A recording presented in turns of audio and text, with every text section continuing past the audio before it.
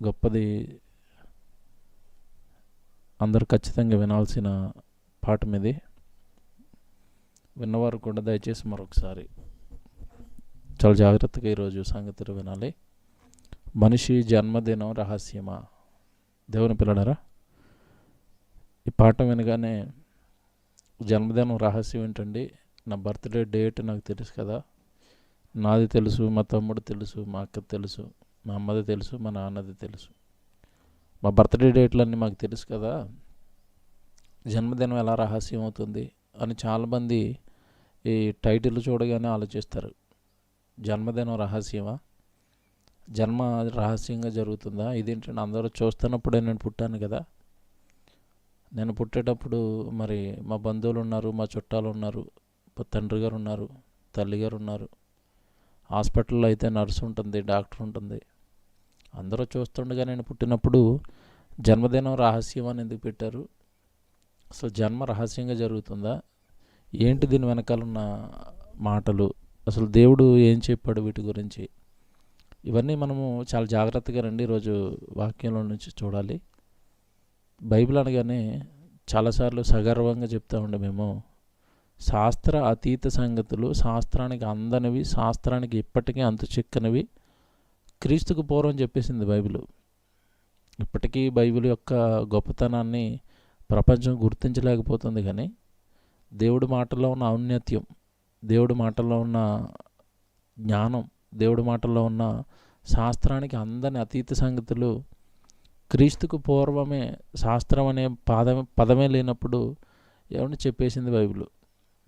ఇకపోతే జన్మ గురించి మాట్లాడితేనండి, జన్మ గురించి బైబిల్ ఇచ్చినంత వివరణ, మనిషి జన్మ గురించి బైబిల్ ఇచ్చినంత వివరణ మీరు భూమి మీద ఏ పుస్తకం చదివినా మీకు అర్థం కాదు. ఎందుకు అంత సవివరంగా బైబిల్లో మాత్రమే చెప్పగలిగింది, బైబిల్ మాత్రమే చెప్పగలిగింది అంటే, ఈ బైబిల్ రాయించింది మానవులను కలిగించిన సృష్టికర్త, పరలోకపు తండ్రి. పరలోకపు తండ్రి మాటలు రాయించాడు గనుక, భూమి మీద మనుషులను కన్న సృష్టికర్త రాయించాడు గనుక, మన సృష్టి అనేది లేదా మన జన్మ అనేది ఎలా జరిగిందో చాలా వివరంగా రాసుకుంటూ వెళ్ళిపోయాడు. నిజంగా ఒక మాటలో చెప్పాలి అంటే, శాస్త్రం డెవలప్ అయ్యి సైన్స్ పెరిగిపోయినా ఇప్పటికీ అంతుచిక్కని సంగతులు, శాస్త్రానికి ఏమంటే ఇప్పటికీ అంతుచిక్కని సంగతులు చాలా ఈజీగా దేవుడు బైబిల్లో చెప్పుకుంటూ వెళ్ళిపోయాడు. దేవుని పిల్లలారా, ఏంటండి మనిషి జన్మదినానికి సంబంధించిన దేవుడు చెప్పిన అత్యంత ప్రాముఖ్యమైన సంగతులు ఏమున్నాయని మనం ఆలోచిస్తే, భూమి మీదండి మనిషికి తెలియని సంగతులు చాలా ఉన్నాయి. ఏమీ తెలియవు ప్రాముఖ్యంగా అంటే, మనిషికి సంబంధించిన సంగతులే మనిషికి చాలా సంగతులు తెలియవు. ఉదాహరణకి, నువ్వు ఎందుకు పుట్టావని ఎవరినైనా అడగండి, ఎందుకు పుట్టావంటే ఏం సమాధానం వస్తుంది చెప్పండి? ఎవరి దగ్గర సరైన సమాధానం లేదు, అందరి నోట ఒకే సమాధానం రాదు. కానీ బైబిల్లో దేవుడు అందరూ ఎందుకు పుడుతున్నారో ఒకే సమాధానం రాయించాడు. దేవుడిని మహింపరచడానికి పుట్టారు, దేవుడు పని కొరకు పుట్టారు, దేవుడు పిల్లలుగా దేవుడిని ఆనంద పెట్టడానికి పుట్టారు, పరమతండ్రి యొక్క సంకల్పాన్ని భూమి మీద నెరవేర్చడానికి పుట్టారు. అది మనిషికి తెలీదు. అంటే ఎందుకు పుట్టాడో తెలీదు, ఎలా పుట్టాడో తెలీదు, పుట్టక మునుపు ఎక్కడున్నాడో తెలీదు, ఈ లోకానికి ఎందుకు వచ్చాడో తెలీదు, ఈ లోకంలో 60-70 సంవత్సరాలు ఉండి ఎక్కడికి వెళ్ళిపోతున్నాడో తెలీదు, మరణం తర్వాత ఏం జరుగుతుందో తెలీదు. అంటే ఒక రకంగా చెప్పాలంటే మనిషి జన్మకు సంబంధించింది అంతా ఎలా ఉండిపోయింది అంటే ఒక మిస్టరీగా ఉండిపోయింది, రహస్యం. అందుకే మీరు పేపర్లో యాక్సిడెంట్లు అయినప్పుడు పేపర్ వాళ్ళు, న్యూస్ పేపర్ వాళ్ళు రాస్తూ ఒక మాట వేస్తారు, తిరిగి రాని లోకాలకు వెళ్ళిపోయాడు, కానరాని లోకాలకు వెళ్ళిపోయాడు అని రాస్తారు తప్ప, ఆ తిరిగి రాని లోకానికి ఎందుకు వెళ్ళిపోయాడో వాళ్ళకి తెలీదు, ఆ కానరాని లోకం ఎక్కడుందో తెలీదు, ఆ కానరాని లోకానికి ఈయన ఎందుకు వెళ్ళిపోయాడో తెలీదు, ఇలా రావాలి వెళ్ళిపోవాలని ఎవరు నిర్ణయించారో తెలీదు. భూమి మీద ఈరోజు గొప్పవాళ్ళుగా చెప్పుకుంటూ print media, news media, electronic media, లేదంటే శాస్త్రవేత్తలు, డాక్టర్లు, పండితులు భూమి మీద ఉన్నారుగా. ఏ పండితుడికి కూడా జన్మ ఇలాగ ఎందుకు జరిగింది, ఇక్కడే కొద్ది కాలం ఎందుకున్నాడు, అసలు ఎందుకు చచ్చిపోయాడు, శరీరం అనేది పుట్టినప్పుడు ఒకలాగా, మధ్యలో యవ్వనంలో ఒకలాగా, చివరికి వృద్ధాప్యానికి వచ్చేసరికి శరీరం నుండి కణాలన్నీ ఏమండి మరి అలాగా ఉడిగిపోవడం, శరీరం పనిచేయలేని స్థితికి జారిపోవడం, ఎందుకు ఈ శరీరానికి వృద్ధాప్యం వస్తుంది, ఇవేవి కూడా మనిషికి తెలియవు. అందులో ఈరోజు ఒకటే మనం నేర్చుకుంటున్నాం. ఇప్పుడు నేను వేసినవన్నీ కూడా ప్రశ్నలే. ఆ ప్రశ్నలన్నిటికీ బైబిల్ మాత్రం సమాధానం చెబుతుంది. ఇప్పుడు నేను చెప్పేది ఈరోజు మనం నేర్చుకునేదండి మనిషికి తెలియని ఒక చిన్నది ఏంటంటే జీవితానికి సంబంధించి లేదంటే జన్మకు సంబంధించిన ఒక రహస్యం. మనిషి జన్మదినం రహస్యమా, అంటే జన్మ అనేది రహస్యంగా జరుగుతుందా అన్నది మనం ఆలోచించాలి. ఇందులోకి వెళ్ళే ముందు ఒక చిన్న క్లారిటీ మీకు ఇవ్వాలి. ఈ పాఠం మీకు అర్థం కావాలి అంటే ఒక చిన్న క్లారిటీ ఇవ్వాలి. ఈరోజు మనిషి జన్మ లేదా మనిషి జీవితం అనగానే మనుషులందరూ చేసిన ఒక పొరపాటు ఏంటంటే పుట్టింది మొదలుకొని హాస్పిటల్లో పుట్టాడా ఇంట్లో పుట్టాడా, పుట్టింది మొదలుకొని చచ్చిపోయేంత వరకు మధ్యలో కాలం ఏదైతే ఉంటుందో అది మాత్రమే జీవితం అనుకుంటున్నారు. ఇదే సమాజం చేసిన మనిషి చేసిన పెద్ద పొరపాటు అండి. పుట్టినది మొదలుకొని చనిపోయేంత వరకు మధ్యలో ఏదైతే జీవితకాలం ఉంటుందో ఈ జీవితకాలం మాత్రమే జీవితం, ఇది మాత్రమే జన్మ, ఇది మాత్రమే నాకు ఇవ్వబడిన ఆయుష్కాలం, ఇదే జీవితం అనుకున్నారు. ఇక్కడే పొరపాటు ఎక్కడ జరిగింది అంటే ఈ భూమి మీదకి మనిషి ఎప్పుడైతే పుట్టాడో పుట్టడానికి ముందు ఏం జరిగిందో తెలీదు. ఆ చరిత్ర ఇప్పుడు మనం చదువుతున్నాం. ఆ చరిత్రే దేవుడు ఇప్పుడు మనకి బైబిల్లోనే చెప్తాడు. ఆ చరిత్రే మనిషి జీవితం ఎంత గొప్పదో నేర్పుతుంది.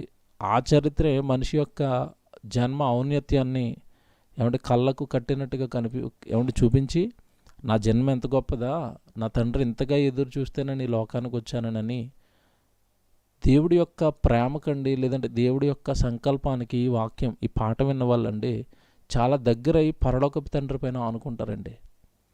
నా జన్మ వెనుక ఇంత జరిగిందా, నేను ఈ లోకానికి రాకమునుపు ఇంత పోరాటం ఇంత సంగ్రామం జరిగితే అప్పుడు నేను ఈ లోకానికి వచ్చానా? అవునండి.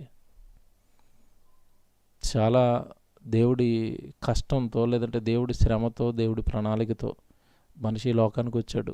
నేను కానివ్వండి మీరు కానివ్వండి ఇప్పుడు జరిగే సంగతులన్నీ మీరు బైబిల్లోకి వెళ్ళి చూస్తే ఆశ్చర్యపోయే సంగతులు దేవుడు ఈ జన్మ గురించి రాయించాడు. ముందుగా కీర్తన గ్రంథం చూద్దాం ఒక మాట. 139వ కీర్తన దయచేసి చూడండి. కీర్తన గ్రంథం 139వ కీర్తన 15వ వచనం దయచేసి అందరు చూడండి. కీర్తన గ్రంథం 139వ కీర్తన 15వ వచనం ఏమండి? నేను రహస్యమందు పుట్టిన నాడు, భూమి యొక్క అగాధ స్థలములలో విచిత్రంగా నిర్మింపబడిన నాడు నాకు కలిగిన ఎముకలను నీకు మరుగై ఉండలేదు. ఈ వాక్యం మీరు చదువుకున్నారు. 15వ వచనంలో ప్రారంభంలో చెప్పబడిన మాట నేను రహస్యమందు పుట్టిన నాడు అన్నాడు. చూడండి, నేను రహస్యమందు పుట్టిన నాడు, నేను రహస్యమందు పుట్టిన నాడు. దావీదు రాజైన దావీదు గారు అంటున్నారు, నేను రహస్యంలో పుట్టాను. ఈ మాటే పట్టుకోవాలి మీరు. అదేంటండి దావీదు రహస్యంలో పుట్టడం ఏంటి? దావీదు యెషయ కొడుకు మీకు తెలుసు కదా. అంతకంటే ముందు ఆయనకి అన్నలు ఉన్నారు. ఒక పెద్ద వంశావళి ఉంది ఈయనకి దావీదు గారికి. ఒక వంశావళి అన్నలుండి ఏమంటే పెద్ద కుటుంబంలో పుట్టిన ఈయన అంటున్నాడు నేను పుట్టింది రహస్యంగా పుట్టాను అన్నాడు. ఏంటి ఈ సంగతి? ఇక్కడ మీకు ప్రారంభంలో చెప్పాను కదా, పుట్టుక అనగానే కేవలం తల్లి గర్భం నుండి ఈ లోకానికి వచ్చింది మాత్రమే పుట్టుక అని పొరపడింది ప్రపంచం. పుట్టుక అనగానే తల్లి గర్భంలో 9 నెలలు అవయవ నిర్మాణం జరిగిపోయిన తర్వాత నార్మల్ డెలివరీగానో లేదంటే ఆపరేషన్ చేసో లోకానికి తీసుకొస్తున్నారు బిడ్డని, అది పుట్టినరోజు అని అనుకున్నారు. కాదండి, ఇక్కడే పొరపాటు. అది పుట్టినరోజు కాదు, కేవలం డెలివరీ డేట్. అది 9 నెలలు తల్లి గర్భంలో ఉన్న బిడ్డ భూమి మీదకి డెలివరీ చేయబడ్డాడు, అనగా పంపబడ్డాడు. అందుకే మీరు బిడ్డ గర్భంలో ఉన్నప్పుడు స్కాన్ చేస్తారు. 3వ నెలలో ఒకటి, ఆ తర్వాత 6వ నెలలో ఒకటి, ఆ తర్వాత డెలివరీకి ముందు 8లో కానీ 9లో కానీ ఒకసారి స్కాన్ చేస్తారు. స్కాన్ చేసినప్పుడు అక్కడ ఒక డేట్ వేస్తారు చూడండి, మీరు కావాలంటే ఆ స్కాన్లో డిఓడి అని ఉంటుంది. డిఓడి అంటే డేట్ ఆఫ్ డెలివరీ అంటారు. Date of delivery. ఈ బిడ్డ భూమి మీదకి ఎప్పుడు డెలివరీ అవుతాడో మేము డేట్ వేస్తామని డేట్ వేస్తారు. విచిత్రం ఏంటంటే వాళ్ళు వేసిన డేట్కి ఎప్పుడు పుట్టాడు, అయితే ముందు లేదంటే వెనకాల. ఏమండి వాళ్ళు ఏమో ఊహిస్తారు, ఈ డేట్కి బిడ్డ రావచ్చు భూమి మీదకి. దేవుని పిల్లలరా, అంటే బిడ్డ భూమి మీదకి డెలివరీ అవుతున్న డేట్ తప్పది పుట్టినరోజు కాదు. ఆల్రెడీ పుట్టేసి ఉన్నాడు లోపల. ఎంతకాలం ఉన్నాడంటే 9 నెలలు ఉన్నాడు. 9 నెలలు ఉన్న తర్వాత కదా బయటకు వచ్చాడు. అంటే మనిషి వచ్చిన రోజున పుట్టినరోజు అనుకున్నాడు. ఇక్కడే పొరపడ్డారండి. వచ్చిన రోజు పుట్టినరోజు కాదు, జస్ట్ అది భూమి మీదకి దేవుడు డెలివరీ చేసిన రోజు. కాబట్టి దేవుడు మనల్ని భూమి మీదకి పంపించాడు కనుక ఆ రోజుని జ్ఞాపకం చేసుకుని దేవుడికి స్తుతి చెప్పడం తప్పు కాదు. కానీ అదే డెలివరీ అయిన రోజే నేను పుట్టాను అనుకోవటం ప్రమాదం. ఇక్కడే బైబిలు జన్మకు సంబంధించిన లోతైన సంగతుల్లోనికి మనిషిని తీసుకెళ్ళింది. నేను రహస్యమందు పుట్టిన నాడు నాకు కలిగిన ఎముకలను నీకు మరుగై ఉండలేదు, నేను రహస్యంలో పుట్టేశాను అంటున్నాడు. కాబట్టి దేవుడు తల్లి గర్భంలో దేవుడే నిర్మిస్తున్నాడు. ఈ బిడ్డ ఎవరినైతే దావీదు వచ్చాడో, లేదంటే ఈరోజు వెంటనే మీరు వచ్చారో, నేను వచ్చానో, మనందరినీ కూడా తల్లి గర్భంలో దేవుడే నిర్మించాలి. పైన 13వ వచనం ఒకసారి చదవండి. 13వ వచనం మీరు ఒకసారి చదివితే 13వ వచనంలో, నా అంతరింద్రియములను నీవే కలగజేసేదివి, నా తల్లి గర్భమందు నన్ను నిర్మించిన వాడవు నీవే. చూసారా, నా అంతరింద్రియములను నీవే నిర్మించితివి, నా తల్లి గర్భమందు నన్ను నిర్మించిన వాడవు నీవే అన్నాడు. అంటే తల్లి గర్భంలో దేవుడే నిర్మిస్తున్నాడు, తల్లి గర్భంలో దేవుడే చేస్తున్నాడు. 9 నెలలు తల్లి గర్భంలో దేవుడే ఉంచుతున్నాడు. ఏమంటే ఇక్కడ మీరు విషయం ఆలోచించండి. బిడ్డ 9 నెలలు ఎందుకు ఉంటున్నాడు తల్లి గర్భంలో? ఏ డాక్టర్నైనా అడగండి, వెళ్ళి ఏ సైంటిస్ట్ని అయినా అడగండి. అసలు బిడ్డ 9 నెలలు మాత్రమే ఎందుకుంటాడు, 9 నెలలు మాత్రమే ఎందుకుంటున్నాడు అని మీరు ఆలోచిస్తే వాళ్ళ దగ్గర ఏం సరైన ఆన్సర్ లేదు. ఏమో మాకేం తెలుసండి. ఆడు ఉన్నంతకాలం లోపల ఎలాగున్నాడు, ఆడుకుంటున్నాడా, పాడుకుంటున్నాడా, ఏమంటే తన్నుతున్నాడా, గెంతుతున్నాడా, స్కాన్ చేసి మేము చెప్తాం. వాడికి ఏమైనా అవయవాలు వీక్గా ఉంటే అవయవాలు వీక్గా ఉన్నాయని చెప్తాం. బిడ్డ వెయిట్ ఎంత ఉన్నాడో చెప్తాం. అంతే తప్ప అక్కడే 9 నెలలు ఎందుకుంటున్నాడు అన్నది మాకేం తెలుసు? వాళ్ళకే కదండి, లోకంలో ఎవరికీ తెలియదు బిడ్డ 9 నెలలే ఎందుకుంటున్నాడు. 6 నెలలు పుట్టిన బిడ్డ చూడండి ఎలాగుంటాడో. కొంతమంది 6 నెలలు పుట్టేస్తారు, బక్క చిక్కిపోయండి, అసలు వాళ్ళు బాగోరండి. అంటే మొత్తం మీద ఈ జన్మ వెనుక ఏదో కార్యక్రమం జరుగుతుంది. అది అంతు చిక్కినట్టుగా మనుషులు కనబడుతుంది. ఏ డాక్టర్కేనండి ఆ లోపల ఏం జరుగుతుందో, బిడ్డ ఎలా డెవలప్ అవుతున్నాడో, అంతకాలమే ఎందుకుంటున్నాడో, ఒక అవయవానికి ఒక అవయవం అలాగా ఏమంటే కణాలుగా విభాగింపబడి ఒక్కొక్క కణం ఒక్కొక్క అవయవంగా పెరిగిపోవటం ఎందుకు పెరుగుతుందో, అవన్నీ కలిసి చక్కగా ఒకదానికొకటి కోఆర్డినేట్ చేసుకుంటూ ఒక చక్కటి రూపం తయారైపోయి గుండు కొట్టుకుంటుంది, జనాశయం రెడీ అయిపోయింది, ఊపిరితిత్తులు రెడీ అయిపోయాయి, అంటే కళ్ళు చూసేస్తున్నాయి, చెవులు వినడానికి రెడీ అయిపోయి, ముక్కు గాలి తీసుకోవడానికి రెడీ అయిపోయింది లోపల తల్లి గర్భంలో. ఇదంతా ఎందుకు ఇలా రెడీ అయిపోతుంది? ఇలా రెడీ అవ్వాలని ఆ తల్లి గర్భంలో ఇదంతా ఎవరు జరిగిస్తున్నారు? ఎవరికి ఏం తెలియదండి. నా పక్కన ఈ బిడ్డ బొమ్మ ఉంది కదండి, మీరు కావాలంటే చూడండి. పిల్లలు బొమ్మలు వేస్తారు. 3 వారాల బిడ్డ, 6 వారాల బిడ్డ, లేదంటే నెలల బిడ్డ, 3 నెలల బిడ్డ, 6 నెలల బిడ్డ, 9 నెలల బిడ్డ, ఇలా సైజులు పెంచుకుంటే వెళ్తారు వాళ్ళు. ఒక బియ్యపు గింజ ఆకారంలో ప్రారంభంలో ఉంటాడండి లోపల. ఒక బియ్యపు గింజ ఆకారం, బియ్యం గింజ ఎంత ఉంటుందో మన స్టార్టింగ్ అంతా ఆ బియ్యపు గింజ ఆకారం నుండండి. నిజంగా దేవుడు తల్లిగర్భంలో బియ్యపు గింజగా స్టార్ట్ అయిన నిన్ను సుమారు 3 కేజీల రూపంగా చేస్తాడు. 3 కేజీలు లోపల ఉండగానే, కొంతమంది 4 కేజీలు అయిపోతారు. ఇదంతా ఎవరు జరిగిస్తున్నారు అక్కడ? ఎవరికి తెలియదండి. ఎందుకు జరుగుతుంది ఎవరికి తెలీదు. అవయవాలు ఎందుకు వచ్చాయి ఎవరికి తెలీదు. 2 చేతులు ఎందుకు ఉన్నాయి ఎవరికి తెలీదు. విచిత్రం ఏంటంటే 2 చేతులే ఉండాలి, 2 కాళ్ళే ఉండాలి, 2 కళ్ళు ఉండాలి, ఒకటే ముక్కు ఉండాలి, జుట్టు పైన ఉండాలి, చేతులు ఇక్కడే ఉండాలి, కళ్ళు ముందే ఉండాలి, ఏమంటే పళ్ళు 32 ఉండాలి, ఏమంటే వేళ్ళు ఉన్నాయిగా, చేతికి వేళ్ళు ఉన్నాయిగా, ఈ చేతికి 5 ఈ చేతికి 5 ఉండాలి, కాళ్ళకి 5 కాళ్ళకి 5 ఉండాలి. ఈ లెక్కలు అవయవాలకు సంబంధించిన లెక్కలు ఎవరి దగ్గర ఉన్నాయి? అసలు లెక్కలు డిసైడ్ చేసింది ఎవరు? నాకు ఈ చేతికి 5 వేళ్ళు ఉన్నాయి కాదండి, 8 వేలు కావాలి. ఎవరైనా చేయమనండి లోకంలో. ఏ డాక్టర్కైనా బాగా ఎంబీబీఎస్ ఎఫ్ఆర్సిస్ లండన్ అంటారు కదా, వాడికి డబ్బులు ఇచ్చి నా కొడుక్కి 5 వేలు సరిపోవండి, 8 ఏళ్ళతో పుట్టాలి, నువ్వు చెయ్యని అడగండి. ఎవరి వలన కాదండి. చేతులు ఎత్తి అలా దండం పెట్టుకుని ఆ బిడ్డ వచ్చేంతవరకు చూడటమే. మరి ఇంత ఎవరి చేతుల్లోనూ లేకుండా అవయవాలు మార్చే అవకాశము లేదు, అవయవాలను సృష్టించే అవకాశము లేదు. ఇదంతా ఎవరు చేస్తున్నారు అని మనిషి ఆలోచించలేకపోయాడండి. మీరు ఇక్కడ 13వ వచనంలో చదివారుగా, మీరు ఇక్కడ 13వ వచనంలో 16వ వచనం చూడండి. నేను పిండమునై ఉండగా నీ కనులు నన్ను చూచెను, నియమింపబడిన దినములలో ఒకటైనను కాకమునుపే నా దినములన్నీ నీ గ్రంథంలో రాసుకున్నావు తండ్రి. నన్ను తల్లిగర్భంలో నిర్మిస్తూనే పిండంగా ఉన్నప్పుడే నీ కన్ను నన్ను చూసింది. పిండంగా ఉన్నప్పుడు నీ కన్ను నన్ను ఎందుకు చూసింది? పిండంగా ఉన్నప్పుడు దేవుడి కన్ను మనల్ని ఎందుకు చూడాలి? పుట్టినోట్లో వేసాడు అక్కడ, పుట్టినోట్లో 1 ఉంది కదా, లిఖితములాయను అన్న దగ్గర 1 ఉందా? ఆ 1లో కింద చూడండి ఏమనుందో, ఒకటైనను కాకమునుపే అవయవములు దినదినము నిరూపింపబడుచుండగా అవన్నీ నీ గ్రంథములో లిఖితములాయను. పిండంగా ఉన్నప్పుడు తండ్రి నన్ను ఎందుకు చూశాడు అంటే అవయవాలు ఇవ్వడానికి. అవయవాలు చేశాడు దేవుడు. దినదినము అవయవములు నిరూపింపబడుచుండగా ఎంత మంచి మాట అండి అది. గుండె చేయటం చిన్న మాట అండి, ఊపిరితిత్తులు చేయటం చిన్న మాట అండి. మీకు సంగతి చెప్పనా, గుండె యొక్క పనితీరుని చూసండి శాస్త్ర ప్రపంచం తలలు పట్టుకుంది.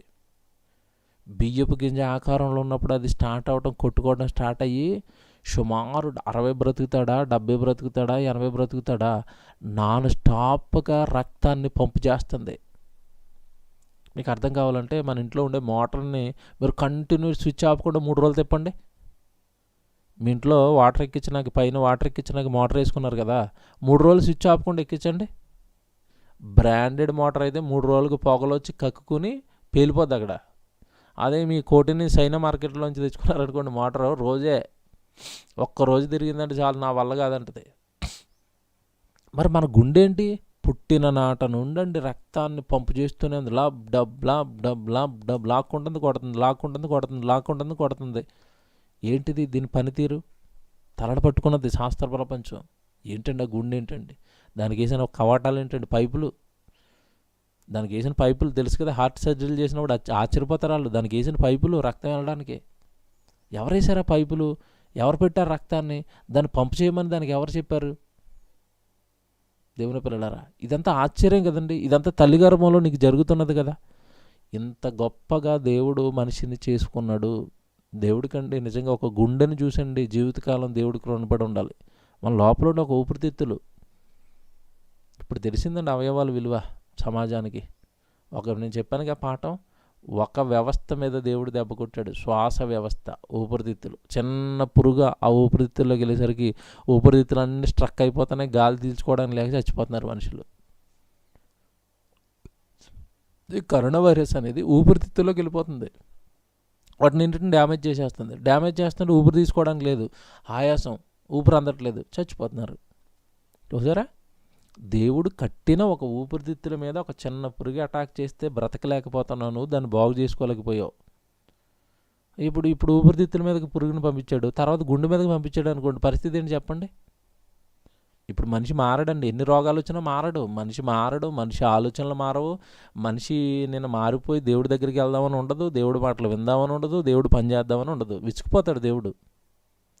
ఎప్పుడు ప్రమాదం వచ్చినా ఎలాగే ఎస్కేప్ అవుదామని చూస్తాడు తప్ప, ప్రమాదం నుండి ఆ రోజు యోనా కాలంలో ఉన్న వాళ్ళు ప్రమాదంలో నుండి మారిపోయినట్టుగా మనిషి మారడండి. ఈరోజు ఎన్ని ప్రమాదాలు వచ్చినా తప్పించుకుంటాడు, లేదా చచ్చిపోవడానికి సిద్ధపడతాడు తప్ప మారడు. ఇది అయిపోయింది, కరోనా అయిపోయింది, తర్వాత గిరోనా అని ఏదో వస్తుంది, మళ్ళీ పేర్లు పెడతారు ఏదోటి. అది రాగానే గుండె దగ్గరికి వెళ్తుంది, అది టచ్ అవ్వగానే గుండె ఆగిపోతుంది అనుకోండి, ఆ పురుగు లోపలికి వెళ్ళగానే గుండె ఆగిపోతుంది అనుకోండి. ఇంకేం వైద్యం చేస్తారు చెప్పండి? మీకు సంగతి తెలుసో లేదో, ఒకవేళ తర్వాత వచ్చే వైరస్ గుండె మీద అటాక్ చేస్తుందని తెలిస్తే ఒక్క డాక్టర్ కూడా ముందుకు వచ్చి వైద్యం చేయడు, ఎందుకంటే ఆడిపోతాడు ముందు. మీకు అర్థమవుతుందా? కాబట్టి ఈ కరోనా అయినా కాస్త టైం ఇస్తుంది కనుక లోపలికి వెళ్ళిన తర్వాత వైద్యం చేసుకుంటూ బయటకు వస్తారు కనుక కాస్త ముందుకు వచ్చి ట్రీట్మెంట్ చేస్తున్నారు. ఇంకా భయంకరమైన రోగాలు రావు, చెప్పలేమండి. దేవుడు చిత్తానికి భిన్నంగా మానవ జాతి నడిచినంత కాలం ఇలాంటి ప్రమాదాల బారిన మనిషి పడక తప్పడండి. దేవుని పిల్లలారా, తల్లి గర్భంలో ఈ వ్యవస్థలన్నీ చేసి పెడితే ఒక వ్యవస్థకి ఈరోజు ప్రమాదం వచ్చింది కరోనా రూపంలో. కనుక దేవుడి కష్టం, లోపల ఉండే అవయవాలన్నీ కూడా దేవుడి కష్టం. మీరు జాగ్రత్తగా వినండి. తల్లి గర్భంలో ఉన్నప్పుడే దేవుడు ఈ అవయవాలన్నీ కట్టి, అవయవాలన్నీ అయిపోయిన తర్వాత 9 నెలల తర్వాత భూమి మీదకి మనిషిని డెలివరీ చేస్తున్నాడు. ఆ డెలివరీని బర్త్డే అనుకున్నాడు. వచ్చిన రోజుని పుట్టినరోజు అనుకున్నాడు. అది వచ్చిన రోజు అని చెప్పొచ్చు. ఒక మాటలో ఇంకా మీకు బాగా అర్థం కావాలి అంటే వచ్చిన రోజు అని చెప్పొచ్చు. అవయవ నిర్మాణం అంతా కంప్లీట్ అయిపోయిన తర్వాత భూమి మీదకి దేవుడు పంపించగా వచ్చిన రోజు, అది పుట్టినరోజు కాదు. ఇకపోతే ఇంకొక మాట మీకు చూపిస్తాను. కీర్తన గ్రంథం జన్మ గురించి 71వ అధ్యాయంలో, ఏమంటే 71వ కీర్తన మీరు చూడండి.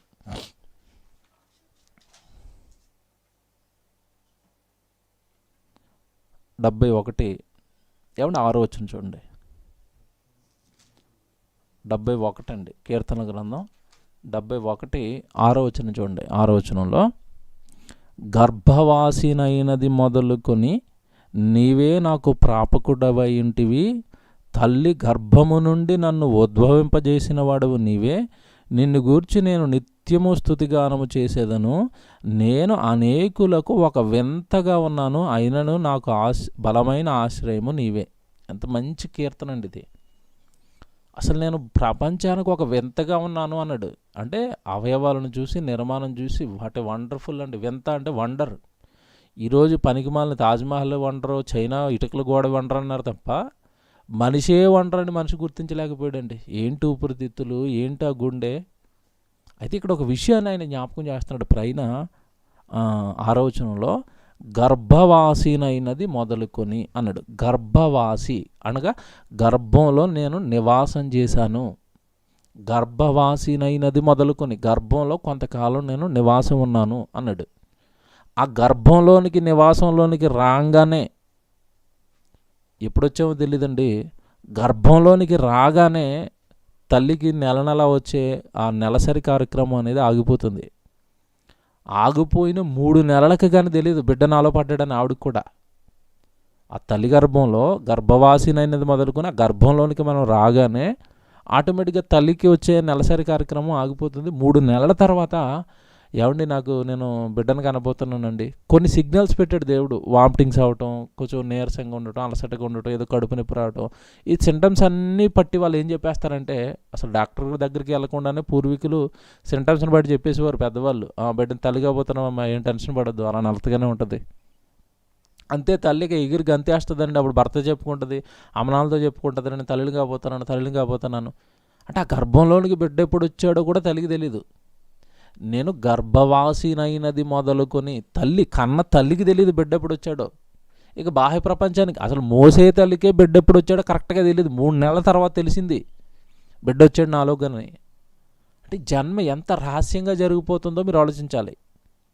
గర్భవాసినైనది మొదలుకొని అన్నాడంటే గర్భంలో నేను నివాసం చేశాను, గర్భ నివాసిని నేను. ఆ గర్భంలో ఎందుకు నివాసం చేశానంటే 9 నెలలు తల్లి గర్భంలో నేను ఎందుకున్నాను అంటే అవయవ నిర్మాణాల కోసం నా తండ్రి అక్కడెట్టి బియ్యపు గింజ ఆకారంలో పిండంగా నేను పడ్డది మొదలుకొని కన్ను, కాలు, ముక్కు, నోరు మొత్తం అవయవాలన్నీ డెవలప్ చేసి ఒక నిండు రూపం 7 భూమి మీదకి వెళ్ళిన తర్వాత చక్కగా గాలి పీల్చుకుంటాడు, చెవులతో వింటాడు, నోటితో మాట్లాడతాడు, పాలు తాగుతాడు. అంత సిస్టమ్ అంతా రెడీ అయిపోయిన తర్వాత దేవుడు ఒకరోజు తల్లి గర్భం నుండి మనిషిని భూమి మీదకి పంపిస్తున్నాడు. నా తల్లి గర్భము నుండి నన్ను ఉద్భవింపజేసిన వాడవు నీవే అన్నాడు. చూడండి కింద దేవుడే పంపిస్తున్నాడు. దేవుని పిల్లలారా, కనుక ఇక్కడ ఈ మాటను మీరు పట్టుకుంటే జన్మకు సంబంధించి నేను గర్భవాసినైనది మొదలుకొని అన్నాడు. ఈ మాట చిన్న మాట కాదండి. గర్భవాసిని అనగా గర్భ నివాసిని అన్నాడు. మరి గర్భంలో నివాసం చేయడానికి వచ్చాడంటే అంతకు ముందు ఉన్నట్టే అర్థం. ఉదాహరణకి ఇప్పుడు మనం హైదరాబాద్లో ఉంటున్నాం కదండి. ఏమంటే మీరు హైదరాబాద్ వాసులు అండి, హైదరాబాద్లో ఎంతకాలం నుంచి ఉన్నారంటే అప్పుడు మనం చెప్పే మాట ఏంటో తెలుసండి. అయ్యో లేదండి, నేను హైదరాబాద్లో ఉంటున్న మాట వాస్తవం కానండి, నేను నా నివాసం, నా సొంత ఊరు ఇది కాదండి, మా గ్రామం, మా నివాస స్థలం ఇది కాదండి, మేము పలానా ఊరు నుంచి అండి పని చేసుకోవడానికి వచ్చి ఇక్కడ నివసిస్తున్నామండి, ఇది మా టెంపరీ నివాస స్థలం అండి, మా ఊరు నుంచి వచ్చామండి పని చేసుకోవడానికి ఇక్కడికి అంటారుగా. అలాగే గర్భవాసినైనది మొదలు అంటే గర్భంలో నివసించడానికి వచ్చాను అన్నాడు. అంటే అంతకుముందు ఆయన ఎక్కడో ఉండుంటాడు. అంటే ఇప్పుడు మీరు జాగ్రత్తగా ఆలోచిస్తే భూమి మీద పుట్టింది డెలివరీ డేటే తప్ప పుట్టినరోజు కాదు. భూమి మీద పుట్టింది అయిపోయింది. వెనక్కి వెళ్ళి తల్లి గర్భం దగ్గరికి వెళ్ళేసరికి తల్లి గర్భంలో పుట్టింది, తల్లి గర్భంలో ఎప్పుడు పుట్టామో తల్లి కన్న తల్లికి ఆ డేట్ తెలియలేదు, అది రహస్యమే.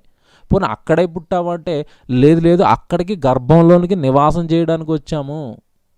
అక్కడ పుట్టింది కూడా వాస్తవం కాదు, అక్కడ పుట్టలేదు, మనం అక్కడికి వచ్చాము, ఎప్పుడు వచ్చాము కూడా తల్లికి తెలీదు. ఆ వచ్చిన రోజు కూడా రహస్యమే. ఎందుకంటే తల్లిదండ్రులు వారి దాంపత్య జీవితంలో ఎన్నోసార్లు కలుసుకుంటారండి. ఎప్పుడు తండ్రిలో నుండి తల్లిలోకి ఆ శుక్రకణం వెళ్ళిందో తెలీదు. ఆ శుక్రకణం దగ్గర జరిగిన మహాసంగ్రామం కూడా వీడియోలు ఉంటాయండి, మతిపోతుందండి. సుమారు తండ్రి నుండి సుమారు 3 కోట్ల శుక్రకణాలండి, 3 కోట్ల శుక్రకణాలు బయలుదేరితే ఆ 3 కోట్ల మంది కూడా ఆత్మలే, 3 కోట్ల మంది కూడా మనుషులే. ఆ 3 కోట్ల మంది తండ్రి నుంచి బయలుదేరి అలా తల్లి గర్భంలో ఒక పోరాటంలో పెద్ద సంగ్రామం ఉండి యుద్ధం అదంతా. ఆ పోరాటంలో చాలా శుక్రకణాలు చచ్చిపోతాయండి. చాలా శుక్రకణాలని మన లోపల ఉండే ఏమండి వైరస్ లోపలికి వచ్చినప్పుడు చంపడానికి ఎలాగైతే ఒక వ్యవస్థను దేవుడు పెట్టాడో, ఈ శుక్రకణాలు రాగానే ఆ వ్యవస్థ ఏం చేస్తుందంటే శుక్రకణాలు చంపేస్తుంది.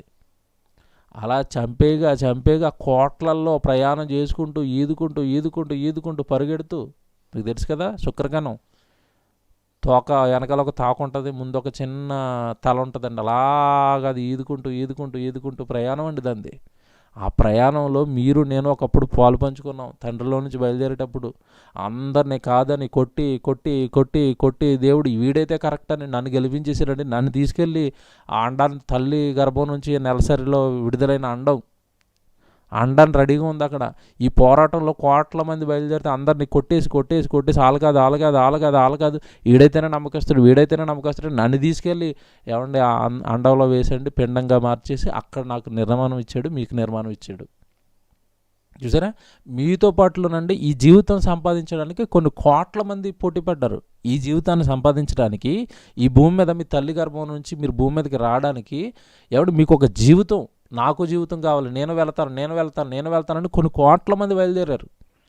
వద్దనుకున్నాడండి వాళ్ళందరినీ. మిమ్మల్ని నమ్మాడండి, నన్నే నమ్మాడండి, నమ్మి అవయవాలు ఇచ్చాడండి, నమ్మి తల్లి గర్భంలోకి తీసుకెళ్ళాడండి, నమ్మి అక్కడ 9 నెలలు ఆయన మహా కష్టంతో ఈ రూపం చేశాడండి.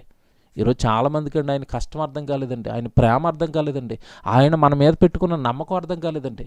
ఇంత కష్టపడి చేసిన తర్వాత ఒకడు దొంగ అయిపోతున్నాడు, ఒకడు వ్యభిచారి అయిపోతున్నాడు, ఒక టెర్రరిస్ట్ అయిపోతున్నాడు, ఒకడు మర్డరర్ అయిపోతున్నాడు, ఒకడేమో దేవుడే లేడు అంటున్నాడు, ఒకడేమో సైన్సే గొప్పది అంటున్నాడు. ఇంత కష్టపడిన తండ్రికి అండి ఎంత ఘోష రావాలండి.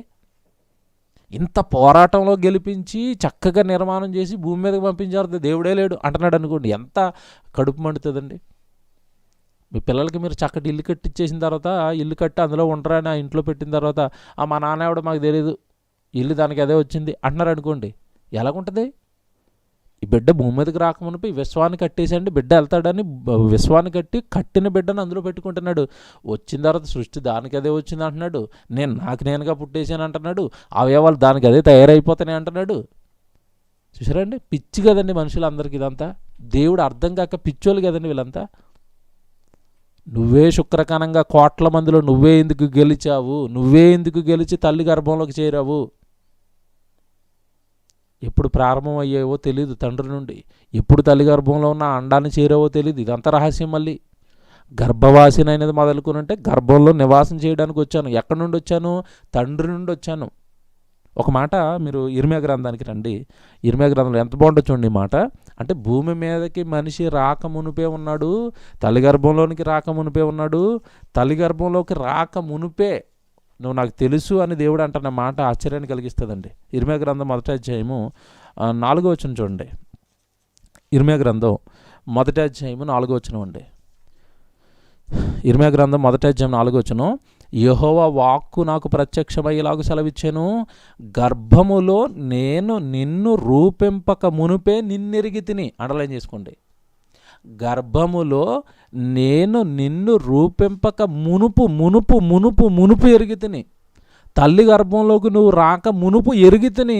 ఎరిగాను గనక, కావాలనుకున్నాను గనక భూమి మీదకి వెళ్ళి నా గురించి మాట్లాడతావని, భూమి మీద వెళ్ళి నా గురించి పని చేస్తావని, నన్ను ప్రకటిస్తావని, నా వాక్యం చెబుతావని, నా పనిలో ఉంటావని నమ్మి ఎరిగిన నిన్ను అప్పటికి నీకు రూపం లేదు, ఏ రూపం లేదు నీకు అప్పటికి. నిన్ను ఎరిగాను కనుక తండ్రి గర్భం నుంచి అలా దాటించుకుని తల్లిలోకి తీసుకెళ్ళి అక్కడ నీకు రూపం ఇచ్చింది నేనే అంటున్నాడు దేవుడు. రూపం ఇచ్చిన తర్వాత ఏమంటే మనం ఎప్పుడండి ప్రపంచానికి తెలుసు? చక్కగా దేవుడు అంత కార్యక్రమం అంతా జరిగించేసింది. భూమి మీద పడ్డ తర్వాత తల్లి ముద్దెట్టేసుకుంటుంది, తండ్రి ముద్దెట్టేసి బావ పోలిక, అక్క పోలిక, నాన్న పోలిక, తమ్ముడు పోలిక, అమ్మో మామూలుగా ఉండవు డైలాగులు. భూమి మీద పడ్డ తర్వాత ముద్దులు ఎత్తుకోవడాలు వాడిపోలిక వీడిపోలిక. ఎవడైనా పుట్టగానే అమ్మ దేవాస్తోత్రం, ఏ రూపం కట్టావు తండ్రి, నా బిడ్డను ఏం చేసావు తండ్రి. ఒక్కరైనా బిడ్డను చూడగానే స్తోత్రం చెప్తారండి? ఒక్కరైనా బిడ్డను చూడగానే దేవా అని దేవుడు జ్ఞాపకం వస్తాడండి? అందరికీ ఫోన్లు, మగోడు పుట్టేశాడు, వారసుడు పుట్టేశాడు. ఏం వారసత్వం నిలబెట్టాలి ఇప్పుడు? ఏమండి, నా ఉద్యోగం నిలబడిపోద్ది, నా వ్యాపారం, నా వంశం పెద్ద రాజు వంశం మరి ఇది. ఈ వంశాన్ని నిలబెట్టడానికి పుట్టాడా? దేవుడి వంశాన్ని నిలబెట్టడానికి పుట్టాడా? వాళ్ళ పోలిక వీళ్ళ పోలిక అని చెప్పి నువ్వు ఎప్పుడైనా ఏమంటే దేవుడి పోలికండి, దేవుడి స్వరూపం అండి. వాక్యం ఎప్పుడండి జ్ఞాపకం వస్తుంది బిడ్డను చూడగానే? ఎంత బాగున్నదంటే ఈ మాట. గర్భములో నేను నిన్ను రూపింపక మునుపే నిన్ను ఇరిగి తిని, నీవు గర్భము నుండి బయలుపడక మునుపే నేను నిన్ను ప్రతిష్ఠించేశాను. ఎందుకు రూపించుకున్నాను తల్లి గర్భంలోనంటే, ఊరకనే నిన్ను కట్టలేదు ఇర్మియా. తల్లి గర్భం నుండి భూమి మీదకి నువ్వు రాకమునిపే నీకంటూ రూపం కట్టి, నీకు ఒక రంగేసి, నీకు ఒక కాలు, ముక్కు, కన్ను, మొత్తం టోటల్ అవయవాలన్నీ చేసి ప్రవక్తగా నిన్ను తల్లి గర్భంలోనే నేను అపాయింట్ చేశాను. భూమి మీదకి వెళ్ళి నువ్వు చేయాల్సిన పని ఏంటంటే నా ప్రవక్తగా నా మాటలు చెప్పాలి. అందుకే నిన్ను నిర్మించాను. నిర్మించక మునుపు ఇర్మియా నాకు తెలుసు, నిర్మించిన తర్వాత భూమి మీద పడ్డ తర్వాత ఇర్మియా లోకానికి తెలుసు. మీరు రూపింపక మునుపు దేవుడికి తెలుసు. తెలిసి దేవుడు మీకు రూపం ఇచ్చాడు. ఆ రూపంతో భూమి మీదకి వచ్చిన తర్వాత ఇప్పుడు మీరు ప్రపంచానికి తెలుసు. దేవుడికి ఎప్పుడండి ఎరుకైన వాళ్ళం మనం? దేవుడికి ఎప్పటి నుండి మనం ఆయన ఊహల్లో ఉన్నాం, ఆయన ఆలోచనలో ఉన్నాం. చూసారండి, శుక్రకారానికి ఏ రూపం ఉందండి? తోకచుక్క. శుక్రకారం అంటే మీకు తెలుసుగా. ఆ తోకచుక్కనండి చక్కగా తల్లి గర్భంలోకి పెట్టుకెళ్ళి ఇలాంటి రూపం చేసేసాడంటే దేవుడు. ఏమంటే నిజంగా మీకు దేవుడు ప్రేమ, దేవుడి కష్టం ఈ పాట వింటున్నప్పుడు అర్థం కావాలండి. ఏంటి నా జన్మ వెనకాల ఇంత తతంగం జరిగింది? అవును, గర్భంలోనికి రాకమునుపు నిన్ను ఎరిగాను గనుక ఎరిగిన నిన్ను గర్భాలు దాటించి పట్టుకొచ్చి తల్లి గర్భంలో పెట్టి నీకు రూపం ఇచ్చాను నాయన. శాస్త్ర ప్రపంచం నివ్వెరపోయిన సంగతులు ఇవన్నీ. శాస్త్ర ప్రపంచం ఈ మధ్యకాలంలో డెవలప్ అయ్యి ఏమంటే ఆ శుక్రకణాల మీద ప్రయోగాలు చేసి ఇవి పోరాటం చేస్తున్నాయని, పోరాటంలో బోళ్ళు చచ్చిపోతున్నాయని, తల్లిగర్భంలోకి వెళ్తున్నాయని, ఈ సోదంతా నిన్నగాక మన సైన్స్ వచ్చినాక చెప్పిందండి. క్రీస్తుకు పూర్వం కదండి ఈ మాటలు మాట్లాడుతున్నవి. క్రీస్తుకు పూర్వం ఇర్మియా గారు. నీకు ఒక రూపం లేదు నాయన, అప్పుడే నువ్వు నాకు తెలుసు. తల్లిగర్భంలోకి నీ తీసుకెళ్ళి నీకు రూపం ఇచ్చాను. నిన్ను తల్లిగర్భంలోకి తీసుకెళ్ళింది ఎందుకంటే రూపం ఇవ్వడానికే తీసుకెళ్ళాను. ఇర్మియాగా నేను అక్కడే నిర్మించేశాను. భూమి మీదకి వెళ్ళక మునిపే ప్రవక్తగా నిన్ను నియమించి నా పని చేస్తావని నమ్మి నీకు రూపం కట్టి ఇర్మియాగా లోకానికి పంపించాను. ఎవడు నిజంగా ఇర్మియాకు దేవుడు రూపం ఇచ్చి ప్రవక్తగా తల్లి గర్భంలోనే అపాయింట్ చేశాడు. భూమి మీదకి వచ్చిన తర్వాత చక్కగా అదే పనిలో ఉన్నాడు ఇర్మియా. మరి నీకు నాకు ఏదో పని ఉండబట్టేగా తల్లి గర్భంలో నిన్ను నన్ను ఇర్మియాలా పట్టుకొచ్చి రూపం ఇచ్చి ఉంటాడు. మరి ఈ రూపాలండి, దేవుడిచ్చిన ఈ రూపాలు, దేవుడిచ్చిన శరీరాలు ఎందుకు వాడుతున్నాం మనం? ఎందుకు వాడుతున్నాం? ఒక డాక్టర్ అంటున్నాడు, యాక్టర్ అంటున్నాడు, ఐపీఎస్ అంటున్నాడు, ఐఏఎస్ అంటున్నాడు, ఇంజనీర్ అయిపోతానంటున్నాడు, బిల్డింగ్లు కట్టేస్తానంటున్నాడు, డ్యాన్సులు వేసేస్తానంటున్నాడు, సింగర్ అంటున్నాడు. అయ్యో, ఈ రూపం ఇచ్చింది అందుక. రూపించిన దేవుడికి, రూపం ఇచ్చిన దేవుడికి ఆ రూపం పైన ఒక ప్రణాళిక ఉందని తెలుసా? ఇర్మియా ప్రణాళిక. ప్రవక్తగానే ఉండాలి ఆయన, నువ్వు భూమి మీదకి వెళ్ళన్నాడు. మరి నీకే పని ఇచ్చాడు దేవుడు తల్లి గర్భంలో? నువ్వు ఈరోజు ఆ తండ్రి కొరకు ఏ పని చేస్తున్నావు? ఈ రూపంతో నీ రూపాన్ని ఖర్చు చేస్తూ నువ్వు నీ తండ్రికి నువ్వు ఏ పని చేస్తున్నావు ఈరోజు? దేవుని పిల్లలారా, అంటే తల్లి గర్భంలో పుట్టినరోజు అనుకుంటే మళ్ళీ అసలు తల్లి గర్భంలోకి రాక మునుపున్నావు. ఆ మునుపే నువ్వు నాకు తెలుసు అన్నాడంటే తల్లి గర్భానికి ముందే మనం ఉన్నామని అర్థం. జాగ్రత్తగా వెళ్ళాలి ఇప్పుడు వెనక్కి. అంటే మిమ్మల్ని వెనక్కి తీసుకెళ్తున్నానండి, ఏమీ లేదు. మీ జన్మని రివర్స్లో తీసుకెళ్తున్నాను వెనక్కి. ముందు భూమి మీద పడ్డారండి. భూమి మీద పడక మునుపు తల్లి గర్భంలో ఉన్నారండి. తల్లి గర్భంలో పడ్డది జన్మదినమా, ఆ డేట్ కనుక్కుందామంటే ఆ డేటు తెలియదు, తల్లికే తెలియదు ఎప్పుడు వచ్చారో. మొత్తం మీద అక్కడ ఉన్నది కరెక్టేనా, అక్కడే స్టార్ట్ అయ్యామంటే లేదు అక్కడ కాదు, అంతకు ముందే ఉన్నామంటున్నాడు దేవుడు. గర్భంలో నేను నిన్ను రూపింపక మునుపు గర్భంలోకి రాక మునుపే నువ్వు నాకు తెలుసు అన్నాడు. అంటే మరి గర్భంలోకి రాక మునుపు మనిషి ఎక్కడున్నాడు? గర్భంలోనికి మనిషి రాక మునుపు ఎక్కడున్నాడు? ఇది మనకు విషయం. ఒకసారి మీరు బైబిల్లో ఏమండి మత్తయి సువార్త 1వ అధ్యాయము 1వ వచనం చదవండి. మీరు చాలాసార్లు ఏమండి కొత్త నిబంధన స్టార్ట్ చేసినప్పుడు చదువుతారండి. ఇది మత్తయి సువార్త చదువుతారు, కానీ మత్తయి సువార్త 1వ అధ్యాయం 1వ వచనం అనగానే అక్కడ అన్ని పేర్లు కనపడతాయి. ఏవో మగవాళ్ళని కంటున్నారు అన్నట్టుగా ఉంటాయి. అక్కడ అబ్రహాం ఇస్సాకుని కన్నాడంట, ఇస్సాకు యాకోబుని కన్నాడంట. చాలామంది ఏం చేస్తారంటే మత్తయి సువార్త చదివినప్పుడు అండి ఈ మొదట స్టార్టింగ్లో ఈ పేర్లు కనపడతాయి కదండి. ఇస్సాక్ అంటున్నాడు, అబ్రహాం అంటున్నాడు, యాకోబు అంటున్నాడు, అమ్మినాదాబ్ అంటాడు, ఆరాం అంటాడు. ఈ ఎందుకురా మా గోల్ ఇదంతానండి. టక్కమని జంప్ 1వ వచనం కానించి ఎక్కడ జంప్ అవుతారు తెలుసండి? కింద 18వ వచనం కాడికి జంప్ అవుతారు. ఇట్లు యేసుక్రీస్తు జనన విధం ఎట్లనగా. పైది మాకు అవసరం లేదనుకున్నారు. మీరు వినండి, నెట్లో ఒక పాఠం మాట్లాడి పెట్టానండి నేను. ఈ మొదటి ఈ 17 వచనాలు ఉన్నాయి చూశారు, ఇక్కడ వంశావళి ఉంది చూశారు. వంశావళి ఒకరి నుండి ఒకరు ఎందుకు వస్తున్నారో, అసలు ఈ వంశావళి మత్తయ్య గారు ఎందుకు రాశారో మాట్లాడి పెట్టాను. మత్తయి సువార్త వంశావళితో ఎందుకు ప్రారంభమైంది అని ఒక పాఠం ఉంటుంది, వినండి, ఆశ్చర్యపోతారు మీరు. ఇంతకాలం మనం జంప్ అయిపోయిన ఈ సువార్తలు, ఈ వంశావళి వెనకాల ఇంత చరిత్ర ఉందని నివ్వెరపోతారు మీరు. అది పక్కకు పెడితే ఈ మత్తయి సువార్త 1వ అధ్యాయం 2వ వచనంలో ఒక మాట ఉంటుంది, అబ్రహాము ఇస్సాకును కనెను. ఏమన్నది చెప్పండి అక్కడ? అబ్రహాము ఇస్సాకును కనెను, ఇస్సాకు యాకోబును యోదాను అతని అన్నదమ్ములను కనెను. ఇక్కడ మీకు చదువుతున్నప్పుడు అండి, అబ్రహాము ఇస్సాకు, ఇస్సాకేమో యాకోబుని, యాకోబేమో యోదాని, యోదా యొక్క అన్నదమ్ములని. ఇలాగ ఎందుకు రాశాడు? ఇక్కడ మీరు నిజానికి ఆలోచిస్తే, మన లోకపరంగా ఆలోచిస్తే, అసలు ఇస్సాకుని కన్నది ఎవరు చెప్పండి?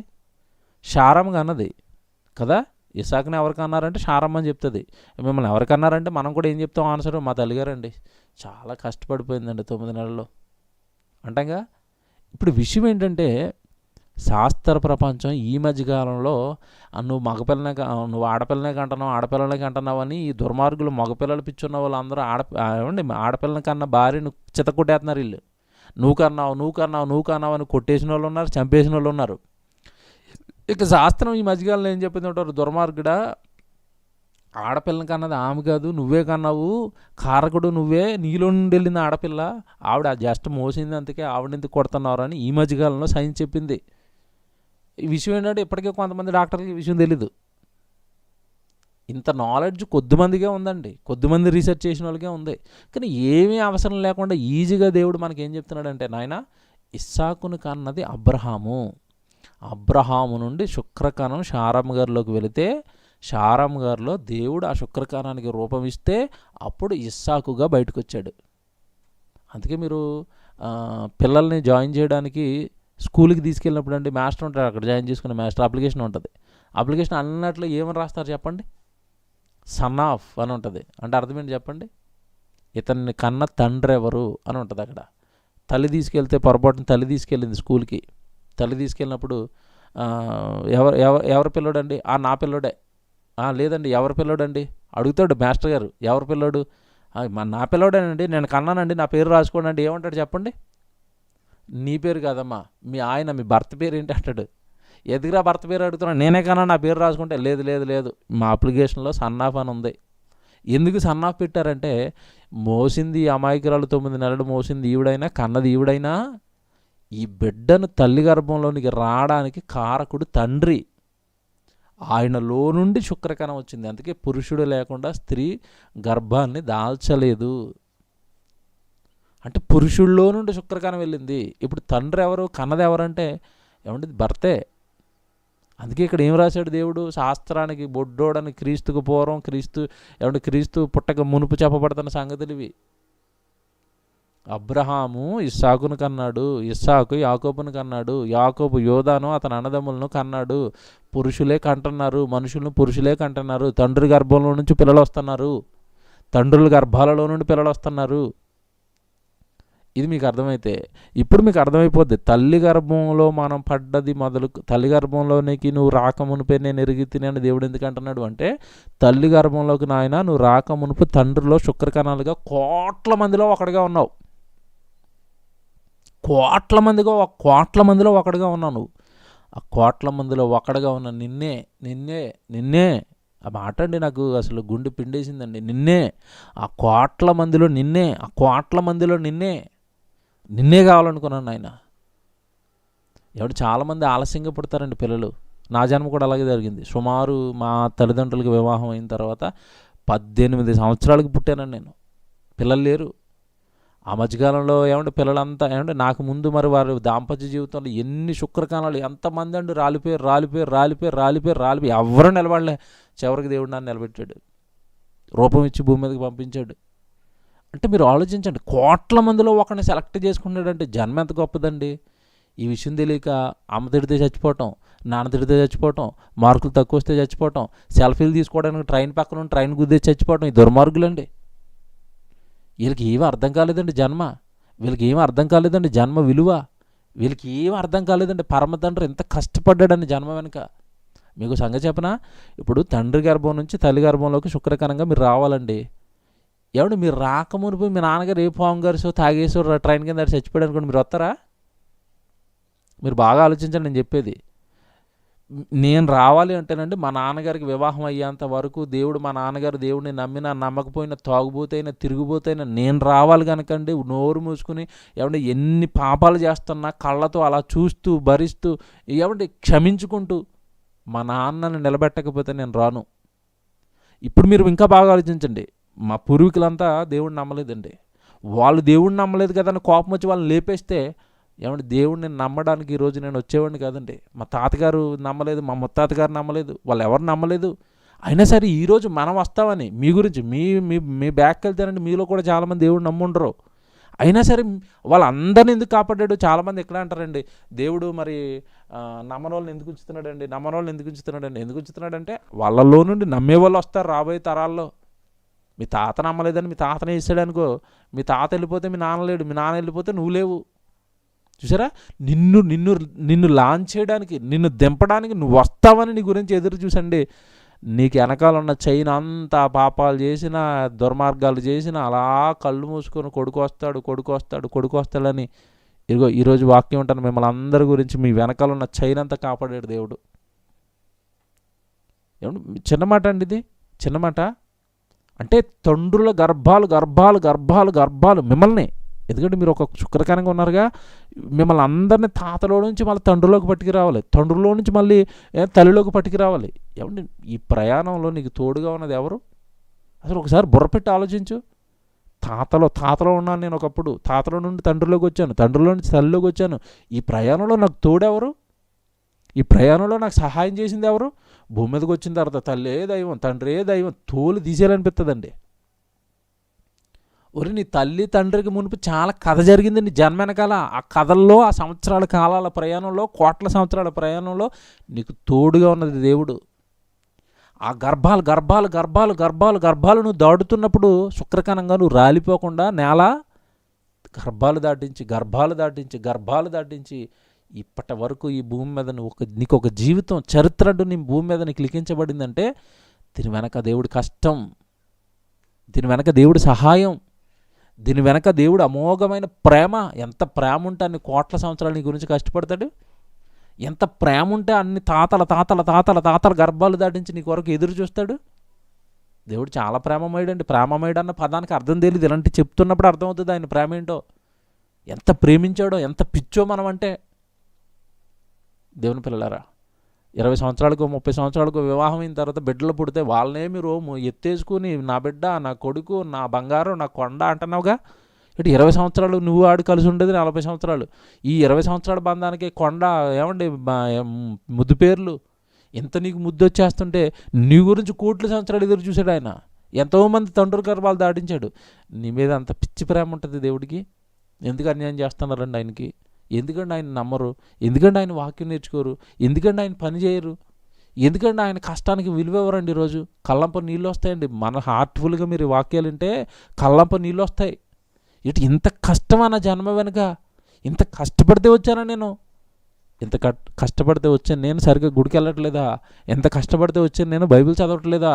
ఎంత కష్టపడితే వచ్చాను నేను దేవుడు పనికి సహాయం చేయట్లేదా? నా కష్టాన్ని దేవుడికి ఇవ్వట్లేదా? ఎందుకు నా బ్రతికెందుకు ఇంకా? దేవుని పిల్లలారా, దేవుడి కష్టం అండి. మానవ జన్మ వృధా అయిపోతుందండి ఈరోజు, జన్మ విలువ తెలియక. దేవుని పిల్లలారా, గర్భవాసిని అన్నాడు, గర్భంలోనికి రాకమునుపు తండ్రిలో ఉన్నాను అన్నాడు.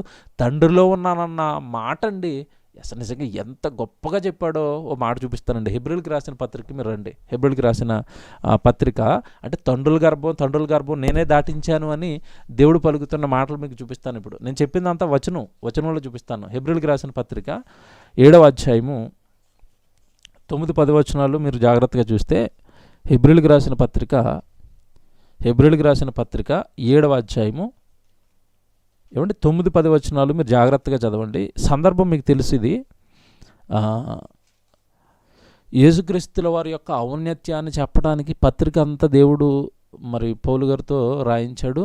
ఆ రాయించిన భాగంలో మధ్యలో అబ్రహాం గారి సందర్భం వచ్చింది. అబ్రహాం గారి గురించి మీకు తెలుసు. దేవుడు పిలిచాడు, పిలవగానే పాపం తన సొంత గ్రామాన్ని విడిచిపెట్టి వచ్చేసాడండి అబ్రహాం గారు. వచ్చేసరికి 75 సంవత్సరాల వయసు ఉన్నప్పుడు బయలుదేరిపోయాడు వాళ్ళ ఊరు నుంచి. దేవుడు ఎటు వెళ్ళమంటే అటు వెళ్ళిపోతున్నాడు. ఆ వెళ్ళిపోతున్న క్రమంలో మీకు తెలుసు, సుమారు 100 సంవత్సరాలకి ఒక్కగానొక్క కుమారుడు ఇస్సాకు పుట్టాడు. చాలా భక్తిపరుడు అబ్రహాం. అయితే ఇక్కడ ఈ సందర్భంలో మీకు దేవుడు ఒక మంచి విలువైన రహస్యాన్ని జన్మకు సంబంధించి దేవుడు చెప్తాడండి. ఇక్కడ 9వ వచనం చూద్దాం. ముందు 9వ వచనం చూస్తే, అంతేకాక ఒక విధమును చెప్పిన ఎడల 10వ వంతులను పుచ్చుకొని లేవియు అబ్రహాము ద్వారా దశమాంశములను ఇచ్చెను. ఎలయనగా మెల్కీసెదకు అతని పితరుని కలుసుకొనినప్పుడు లేవి తన పితరుని గర్భములో ఉండెను. లేవి తన పితరుని గర్భంలో ఉండెను. లేవి తన పితరుని గర్భంలో ఉండెను. పితరుడు పురుషులకు కూడా గర్భం ఉంటుందని బైబిల్ మాత్రమే చెప్పిందండి. గర్భం అనగానే లేడీస్కి మాత్రమే, గర్భం అనగానే ఆడపిల్లలకి మాత్రమే ప్రపంచానికి తెలుసు. కాదు కాదు కాదు కాదు పురుషులకు కూడా గర్భం ఉంటుందని బైబిల్ చెప్పింది. నేను నా పితరుని గర్భంలో ఉన్నాను. ఈ సందర్భం మీకు తెలియాలి. ఇది ఏంటి? 9వ వచనం మళ్ళీ చదువుతున్నాను. అంతేకాక ఒక విధమును చెప్పిన 10వ వంతులను పుచ్చుకొని లేవి, 10వ వంతులను పుచ్చుకొని లేవి గోత్రానికి దేవుడిచ్చిన ఆజ్ఞ తెలుసు కదా. వాళ్ళంతా యాజకత్వంలో ఉంటారు, దేవుడి పనిలో ఉంటారు కనుక మిగతా గోత్రాలు వాళ్ళందరూ వాళ్ళకి 10వ వంతు ఇవ్వాలి. ఎవరికి ఇవ్వాలి? లేవి గోత్రానికి ఇవ్వాలి, లేవికి ఇవ్వాలి. అయితే 10వ వంతులు పుచ్చుకొని లేవియు అబ్రహాము ద్వారా దశమాంశములను ఇచ్చాను. అబ్రహాం ద్వారా నేను పుచ్చుకుంటున్నాను అనుకుంటున్నారేమో, లేవినైనా నేను కూడా ఒకప్పుడు దశభాగాలు నేను కూడా ఇచ్చాను అంటున్నాడు. ఎలాగిచ్చావయ్యా అంటే ఏం చెప్తున్నాడు అంటే, ఎలయనగా మెల్కీసెదకు అతనిని పితరుని కలుసుకున్నప్పుడు లేవి తన పితరుని గర్భంలో ఉండెను. ఏంటి మెల్కీసెదకు ఈ పితరుని గర్భం అంటే మీరు జాగ్రత్తగా వినాలి, చెప్పేస్తాను, జాగ్రత్తగా వినండి. అబ్రహాము బయలుదేరేటప్పుడు తన సహోదరుని కుమారుడు లోతు తనతో పాటు వచ్చాడు. మీకు తెలుసుగా, లోతు వచ్చిన తర్వాత కొద్ది కాలానికి వెళ్ళి మధ్యలో పెద్ద కొట్లాటలు, భయంకరమైన కొట్లాటలు వచ్చేసాయి. మనం చెప్పానండి కుటుంబం గురించి పాఠాలు చెప్తూ ఈ లోతు కుటుంబం గురించి కూడా చెప్పాను. సహవాస దోషంతో సర్వనాశనమైన కుటుంబం అని లోతు కుటుంబం గురించి డీటెయిల్డ్గా చెప్పానండి. వీళ్ళు బయలుదేరి వచ్చిన ఈ లోతు కుటుంబం కొద్ది రోజులకి ఏదో చిన్న చిన్న డిస్టర్బెన్స్లు రావడంతో దూరం జరిగారు. వీళ్ళు దూరం వెళ్ళిపోయి సొదొమ గొమొర పట్టణాల దగ్గరికి వెళ్ళిపోయారు. అక్కడ ఒక పెద్ద రాజులు వచ్చారు. సొదొమ గొమొర నాశనం చేసే క్రమంలో భాగంగా ఈ లోతు యొక్క ఆస్తి అంతా కూడా పట్టుకెళ్ళిపోయిన తర్వాత సహోదరుడు కదా, మరి ఏమంటే నిజంగా అబ్రహాము చాలా ఇష్టం కదండి లోతు అంటే. తర్వాత ఈ వార్త తెలియగానే అబ్రహాం తన దగ్గర ఉన్న 300 మందిని వేసుకుని యుద్ధానికి వెళ్ళాడు. యుద్ధానికి వెళ్ళి ఆ యుద్ధంలో లోతుకి సంబంధించిన ఆస్తి అంతా తిరిగి పట్టుకొస్తున్న క్రమంలో అక్కడ మెల్కీసెదకు 10వ వంతు చెల్లించాడు అని మనం చదువుకుంటాం. యుద్ధంలో తిరిగి వస్తున్నప్పుడు, యుద్ధంలో గెలిచిన తర్వాత మెల్కీసెదకు అనగానే యేసుక్రీస్తుల వారు మెల్కీసెద రూపంలో ఆ రోజు అబ్రహాం గారు కలిస్తే అబ్రహాము తనకున్న దాంట్లో 10వ వంతు ఇచ్చాడు, దశభాగం ఇచ్చాడు, మెల్కీసెదకు ఇచ్చాడు, యేసుక్రీస్తుల వారికి ఇచ్చాడు. అంటే మెల్కీసెద రూపంలో ఉన్న యేసుక్రీస్తుల వారికి అబ్రహాం గారు దశమ భాగాలు చెల్లించుకున్నాడు. అయితే ఇదంతా జరుగుతున్నప్పటికీ అబ్రహాం గారికి పిల్లలు పుట్టలేదు. జాగ్రత్తగా వినాలి మీరు. అప్పటికి అబ్రహాం గారికి పిల్లలు పుట్టలేదు. ఇంకా ఇదంతా జరిగిపోయిన తర్వాత ఇస్సాకు పుట్టాడు. ఇస్సాకు పుట్టిన తర్వాత యాకోబు పుట్టాడు. యాకోబు పుట్టిన తర్వాత యాకోబు యొక్క 12 మంది పిల్లల్లో ఒక్క కుమారుడు లేవి. ఓకే, అంటే ఒక రకంగా చెప్పాలంటే అబ్రహాం ఏమవుతాడంటే నాన్న, మరి యాకోబు గారు నాన్న అవుతే నాన్న, తాత, ముత్తాత. అంతేగా, అబ్రహాం గారు ముత్తాత అవుతాడండి. తాత ఎవరవుతారు ఇప్పుడు? ఇస్సాకు గారు తాత అవుతారుగా. ఇస్సాకు గారి కుమారుడు యాకోబు గారి కుమారుడు లేవి. అంటే యాకోబు గారు తండ్రి అయితే ఇస్సాకు గారు తాత అయితే అబ్రహాం గారు ముత్తాత అవుతాడు. ఇప్పుడు విచిత్రం ఏంటంటే ఈ యుద్ధం జరిగించేసరికి దశభాగాలు ఇచ్చేసరికి అసలు పిల్లలే లేరు అబ్రహాం గారికి. తర్వాత ఎప్పుడో ఇస్సాకు పుట్టాడు. ఇస్సాకు గర్భాన యాకోబు గర్భాన లేవి పుట్టాడు. కాకపోతే ఈయన దశభాగాలు ఇచ్చాడు వీళ్ళెవరో పుట్టక మునిపే. ఎప్పుడో పుట్టిన లేవి అంటున్నాడు, నేను దశభాగాలు పుచ్చుకుంటున్నానని, నేను పుచ్చుకునేవాడిని అనుకుంటున్నారేమో, నేను కూడా ఇచ్చాను అంటున్నాడు. ఎప్పుడు ఇచ్చాను ఆయన అంటే ఏమంటున్నాడు తెలుసా? ఇదిగో మెల్కీసెదకుని కలుసుకున్నప్పుడు అబ్రహాం గారు దశభాగాలు ఇచ్చారుగా, అప్పుడు నేను పితరుని గర్భంలోనే ఉన్నాను, నేను కూడా ఇచ్చాను, పితరుని గర్భంలో ఉండే అంటున్నాడు. మీకు అర్థమై ఉండాలి ఇప్పుడు.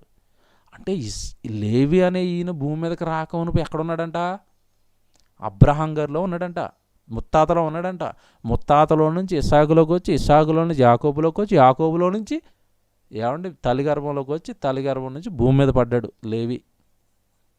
మీరు మీరు మనసు పెట్టి ఆలోచించండి. అంటే మనం కూడా అలాగే కదా, మన ముత్తాతలో నుండి తాతలోకి, తాతలో నుండి తండ్రిలోకి, తండ్రిలో నుండి తల్లిలోకి, తల్లిలో నుండి ఈ భూమి మీదకి. జన్మ ఇప్పుడు ఏ డేట్లు వేసుకుంటారు చెప్పండి? బర్త్డే డేట్ వేయండి, ఇప్పుడు ఏ డేట్ వేస్తారు? ఏ డేట్ వేస్తారు? భూమి మీద పడ్డ డేట్ వేశారు, అది డెలివరీ అని చెప్పారు, పోయింది. తల్లిగర్భంలోకి ఎప్పుడు వచ్చామో తెలియదు, ఆ డేట్ తెలీదు. తల్లిగర్భంలోకి రాకమునుపు తండ్రిలో ఉన్నాం, తండ్రిలోకి ఎలాగ వచ్చామంటే తాతల గర్భాలు దాటుకుంటూ వచ్చాము. మరి తండ్రిలోకి ఎప్పుడు వచ్చామో తెలియదు, ఆ డేట్ తెలీదు. జన్మదినం రహస్యం అని దావీదు ఎందుకు అన్నాడు? ఇప్పుడు మీరు బుర్రపెట్టి ఆలోచించాలి. జన్మదినం రహస్యం అని దావీదు ఎందుకు చెప్పాడో, ఇంత హిస్టరీ జన్మ వెనకాల ఉంది కాబట్టి జన్మదినం రహస్యం అని చెప్పేసాడు ఆయన. దేవుని పిల్లరా, ఇలా తాతల తాతల తాతల తాతల గర్భాలు దాటించుకుంటూ దేవుడు భూమి మీదకి మనల్ని తీసుకొచ్చాడు. ఇదంతా బాగుంది. అంటే మరి మొత్తం మీద మన చైన్ వెనకాల చైన్లో నుంచి దాటిస్తున్నాడు దేవుడు, దాటిస్తున్నాడు. అబ్రహాం గారు చనిపోయారు అనుకోండి, ఇస్సాకు పుట్టాడండి. ఇస్సాకు చనిపోయాడు అనుకోండి, యాకోబు పుట్టాడండి. ఇలా మధ్యలో ఏ చైన్ కట్ అయినా, ఇప్పుడు పితర్ని అబ్రహాంలో ఉన్నాడు కదండి లేవీకి అబ్రహాంకి మధ్యలో చాలా పెద్ద చైన్ ఉంది. అబ్రహాము, ఇస్సాకు, యాకోబు. ఏమంటే ఒకవేళ అబ్రహాం ఉన్న మధ్యలో యాకోబు చచ్చిపోయాడు అనుకోండి, వివాహం అవ్వకుండా, ఆ చైన్ కట్ అయింది అనుకోండి, లేవి రాడు. మీరు ఇప్పుడు మీ తాతల పేర్లు, చాలామంది తాత పేరు అంటే తాత వరకే తెలుసు, ముత్తాతల పేర్లు తెలియవు చాలామందికి. మీ ముత్తాత పేరు అంటే ఏం చెప్తారు చెప్పండి మీరు? మీ ముత్తాత కాడి నుంచి మీరు ఆ చైన్ గోడ మీద రాసుకుని ఈరోజు అమ్మో దేవా, మా తాత ఏ పాము గారు చచ్చిపోయినా, తాగుబోతాయి చచ్చిపోయినా, ఏ ప్రమాదం వచ్చి చచ్చిపోయినా నేను రాకుండా మా తాతను బతికించి, మా నాన్నను బతికించి, మా అమ్మగారిని బతికించి, ఆరోగ్యం ఇచ్చి, ఆ లోపల రూపం ఇచ్చి ఇక్కడికి నన్ను పంపించే దేవా, జన్మకే స్తోత్రం. తర్వాత ఉద్యోగం, తర్వాత వ్యాపారం, తర్వాత శరీర సంబంధమైన కోరికలు, ముందు జన్మకు స్తోత్రం చెప్పండి. దావీదు గారు చేసింది అదే. కీర్తన గ్రంథం 139 మీరు చదువుతారుగా, నీవు నన్ను కలగజేసిన విధము చూడగా నాకు భయమును ఆశ్చర్యమును కలుగుచున్నది, అందును బట్టి నేను నీకు కృతజ్ఞతాస్తుతులు చెల్లించుచున్నాను అంటాడు దావీదు. ఇంత సబ్జెక్ట్ అర్థమయ్యి దావీదు ఆ మాట చెప్పాడు అక్కడ. నీవు నన్ను కలగజేసిన విధము చూడగా భయం, ఆశ్చర్యం, అమ్మో మా తాత దగ్గర కట్ అయిపోతే చైన్ నేను లేనుగా, మా నాన్న చచ్చిపోతే నేను లేనుగా, నన్ను కలగజేసిన ఏంటో విధానం, అంతమందిని దాటించుకుని తల్లిగర్భంలోకి తెచ్చి అక్కడొక మహాసంగ్రామం, మహానిర్మాణం చేపట్టావా దేవా. నా జన్మ ఏంటి దేవా, అంత ఈజీ కాదు దేవా నా జన్మ, అందును బట్టి నేను నీకు కృతజ్ఞతాస్తుతులు. జన్మించినందుకు ముందు స్తోత్రం, తర్వాత ఉద్యోగం, తర్వాత వ్యాపారం, తర్వాత ఇల్లు, తర్వాత కారు, తర్వాత బంగారం, తర్వాత మట్టి మశానం, తర్వాత ముందు జన్మ. ఎంతోమంది రాలిపోయారు నీతో పాటు రావాలని ట్రై చేసి. అసలు రాత్రి ఏమండి ఈ ప్రసంగం మనసు పెట్టింటేనండి నిద్ర పట్టదు. ఇటు నా వెనక ఇంత చరిత్ర జరిగిందా దేవుని పిల్లలారా? ఎక్కడి వరకు వచ్చాం? ఇప్పుడు తండ్రి గర్భం వరకు వచ్చాంగా. మరి తండ్రి గర్భంలోనికి రాకమునుపు ఎక్కడున్నాం? అది తండ్రి గర్భంలోకి రాకమునుపు కూడా ఉన్నాం. ఎక్కడున్నాం తండ్రిలోనికి రాకమునుపు అని మీరు ఆలోచిస్తే ఒకసారి యోబు గ్రంథం 38వ అధ్యాయానికి రండి. యోబు గ్రంథం 38వ అధ్యాయం 3వ వచనానికి రండి. యోబు గ్రంథం 38వ అధ్యాయము 3వ వచనం. యోబు గారిని దేవుడు ప్రశ్నిస్తూ, కష్టకాలంలో ఉన్నాడు, శ్రమకాలంలో ఉన్నాడు యోబు గారు. ఇంక నా జన్మ ఎందుకు, నా జన్మదినం ఎందుకు, ఓవర్గా పాపం అతను డిప్రెషన్లోకి వెళ్ళిపోతున్నాడు ఈ స్నేహితుల మాటలను బట్టి. అప్పుడు వచ్చాడు, యోబు ఎందుకు నాయనా నువ్వు ఇలా బాధపడిపోతున్నావు, ఎందుకు నువ్వు ఇలా కష్టాలను బట్టి కృంగిపోతున్నావు, అసలు నువ్వేంటో నీ జన్మ ఏంటో చెప్తాను, అప్పుడు అసలు నీకు ఇది శ్రమ అనిపించదు, నా శ్రమ ముందు నీది శ్రమ అనిపించదని మాట్లాడడానికి వచ్చాడండి. యోబు గ్రంథం 38వ అధ్యాయం అనగానే యోబును ధైర్యపరచడానికి దేవుడు వచ్చాడు, మాట్లాడుతున్నాడు. 3వ వచనంలో ఏమంటున్నాడు చూడండి. 3వ వచనంలో, పౌరుషం తెచ్చుకొని నేను నడుము బిగించుకొనుము, నేను నీకు ప్రశ్న వేయుదును, నీవు దానిని నాకు తెలియజెప్పవలను, నేను భూమికి పునాది వేసినప్పుడు నువ్వు ఎక్కడుంటివి? పెద్ద ప్రశ్న ఇది. అసలు మనం అంతా వచ్చిందండి నిజంగా తాతల్లోకి వచ్చాం. తండ్రి గర్భాలు చెప్పుకున్నాగా. ఈ తండ్రి గర్భాల్లో నుండి మీరు అందరూ వెనక్కి వెళ్ళిపోతే ఎక్కడికి వెళ్తారంటే ఆదాము దగ్గరికి వెళ్తారు. మన జంక్షన్ ఆయనే. ఎందుకంటే ఒకరి నుండి ప్రతి జాతి మనుషులు వచ్చారని దేవుడు చెప్పాడుగా బైబిల్లో. ఆ ఒక్కడు ఎవరంటే ఆదాము గారు. ఆదాములో నుంచి తండ్రుల గర్భాలు దాటి మీ ముత్తాత, మీ తాత, మీ నాన్న, మీ తల్లి, అప్పుడు మీరు. అంటే అందరికీ జంక్షన్ ఎక్కడ అంటే ఇప్పుడు మనకి ఆదాము గారిలోకి వచ్చాం. ఆ డేట్ ఆదాము గారిలోకి మనం ఎప్పుడు వచ్చామో తెలీదు. అయితే ఇక్కడ ఇంకా లోతులోకి తీసుకెళ్తున్నాడండి దేవుడు జన్మకి సంబంధించిన ఆయన. యోబు, నేను భూమికి పునాదులు వేస్తున్నప్పుడు నువ్వు ఎక్కడున్నావు అన్నాడు. భూమికి పునాదులు వేసినప్పుడు యోబు గారు ఉండటం ఏంటి? భూమి పుట్టిన తర్వాత 6వ దినాన చివరిలో కదా మనిషి వచ్చాడు. అన్నీ రెడీ అయిపోయిన తర్వాత అప్పుడు అవ్వమ్మ వచ్చింది కదా కొద్ది కాలానికి. ఇద్దరి నుండి కదా సంతానం ప్రారంభమైంది. కయ్యను, హేబేలు, షేతు, ఎనోషు, ఇలా సంతానం స్టార్ట్ అయింది కదా. ఈ తరాలు గడిచిపోయిన తర్వాత ఎప్పటికో వచ్చినవాడు కదా యోబు. ఈయన విచిత్రమైన ప్రశ్న కదండి దేవుడు వేస్తున్నదే. ఒక రకంగా చెప్పాలంటే అసలు మానవ బుర్రకి అందని ప్రశ్న అది. నేను భూమికి పునాదులు వేస్తున్నాను. పునాదులు అంటే కట్టడం ప్రారంభించానని అర్థం. నేను భూమికి పునాదులు వేస్తున్నప్పుడు నువ్వెక్కడున్నావు యోబు? ఈయనేం చెప్తాడండి? భూమి మీద మొట్టమొదటి మనిషే లేడు, నువ్వెక్కడున్నావంటే ఏం చెప్తాడు? ఏమీ అర్థం కాలేదండి. 21వ వచనంలో ఆయనే ఆన్సర్ చెప్తాడు. 21వ వచనంలో, ఇదంతయు నీకు తెలిసి ఉన్నది కదా, నీవు బహువృద్ధుడవు, నీవు అప్పటికే పుట్టి ఉంటివి. యోబు, నువ్వు అప్పటికే పుట్టేశావు. ఎప్పటికీ? నేను భూమికి పునాదులు వేస్తున్నప్పటికే పుట్టావు. నేను సూర్యుని కట్టక మునిపే పుట్టావు. నేను సముద్రాలు చేయక మునిపే పుట్టావు. నేను నేలబట్టిన రవంతియు చేయక మునుపు పుట్టావు. నక్షత్రాలు చేయక మునుపు పుట్టావు. సృష్టి కార్యక్రమం జరగక మునిపే పుట్టినవాడు యోబు నువ్వు. కిందకి చదవండి, 3వ వచనం నుంచి 4, 5, 6, 7, 8, 9 వచనాలు అలా చదివితే ఇవేవి లేవు. మట్టి లేదు, నక్షత్రాలు లేవు, ఏమి లేవు, పర్వతాలు లేవు, కొండలు లేవు. ఏవి లేనప్పుడే నువ్వు పుట్టావు యోబు. ఎప్పుడు పుట్టినవాడు అంటే అసలు నేను భూమి కడుతున్నప్పటికే నువ్వు వృద్ధుడు అన్నాడండి. ఇంకా అసలు ఆలోచించాలి మీరు. సృష్టి కార్యక్రమం కట్టక మునిపే నువ్వు వృద్ధుడవి, ముసలివాడివి అన్నాడు. మీకు మాట్లాడుతానండి, అసలు యోబు కాలంలో ఈ దేవుడు మాట్లాడుతూ యోబు నువ్వు అప్పటికే పుట్టేశావు, యోబు గారినే వృద్ధుడు అన్నాడు అంటే అసలు యోబు గారికి మనకి ఎంత డిఫరెన్షియేషన్ ఉంది చెప్పండి. ఎప్పుడండి? క్రీస్తుకు పూర్వం సుమారు 1400-1500 సంవత్సరాల క్రితం బ్రతికిన యోబు క్రీస్తు శకం 2020లో ఉంటున్నాం మనం. ఆయనే బహువృద్ధుడు అన్నాడంటే మనకెన్ని బహులెట్టాల ముందు మనతో మాట్లాడితే. నువ్వు నాయన ఈరోజు మనతో మాట్లాడాడనుకో దేవుడు, నువ్వు నాయన బాగా ముసలుడు అంటాడు మనల్ని అయితే. ఎందుకంటే మనం ఎక్కడున్నామంటే ఇప్పుడు అంచె దినాల్లో ఉన్నాం, క్లోజింగ్లో ఉన్నాం. స్టార్టింగ్లో పుట్టిన వాళ్ళనే వృద్ధులు అంటే ఇప్పుడు ఎండింగ్లో ఉన్న మనల్ని ఇంకెంత దేవుడు వృద్ధులు అనాలండి. ముసలోళ్ళు ఆయన. ఎప్పుడైనా అద్దం ముందు నుంచి మనం ముసలోళ్ళు అనుకుంటామండి. ఆయన చెప్తున్నది శరీర వయసు కాదు సుమా, ఆత్మ ఎప్పుడో పుట్టేసింది నాయన, నువ్వు చాలా ముసలోడివి.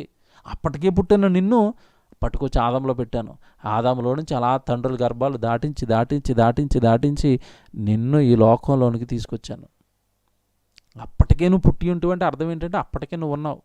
మీకు అర్థం కావాలంటే ఉదాహరణ చెప్తాను. ఒరే మన పెళ్లి రోజురా నాది కనపడలేదు నువ్వు వింటే అర్థం ఏంటి చెప్పండి? ఒరే మొన్న నాది పెళ్లి రోజురా నువ్వు కనపడలేదు ఏంటి అన్నారు అనుకోండి, అర్థం ఏంటి? ఆ పెళ్లి రోజు నాటికి ఉన్నాడు కానీ అక్కడ లేడు అని అర్థం. నేను భూమికి పునాదులు వేస్తున్నావు, నువ్వు ఎక్కడ ఉంటివి అంటే అర్థం ఏంటంటే ఉన్నాడు కానీ తెలుసుకోలేకపోయాడండి. నాయన అప్పటికే పుట్టేసావు నాయన అంటే విశ్వానికి ముందు పుట్టినవాడు మనిషి, ప్రకృతికి ముందు పుట్టినవాడు మనిషి.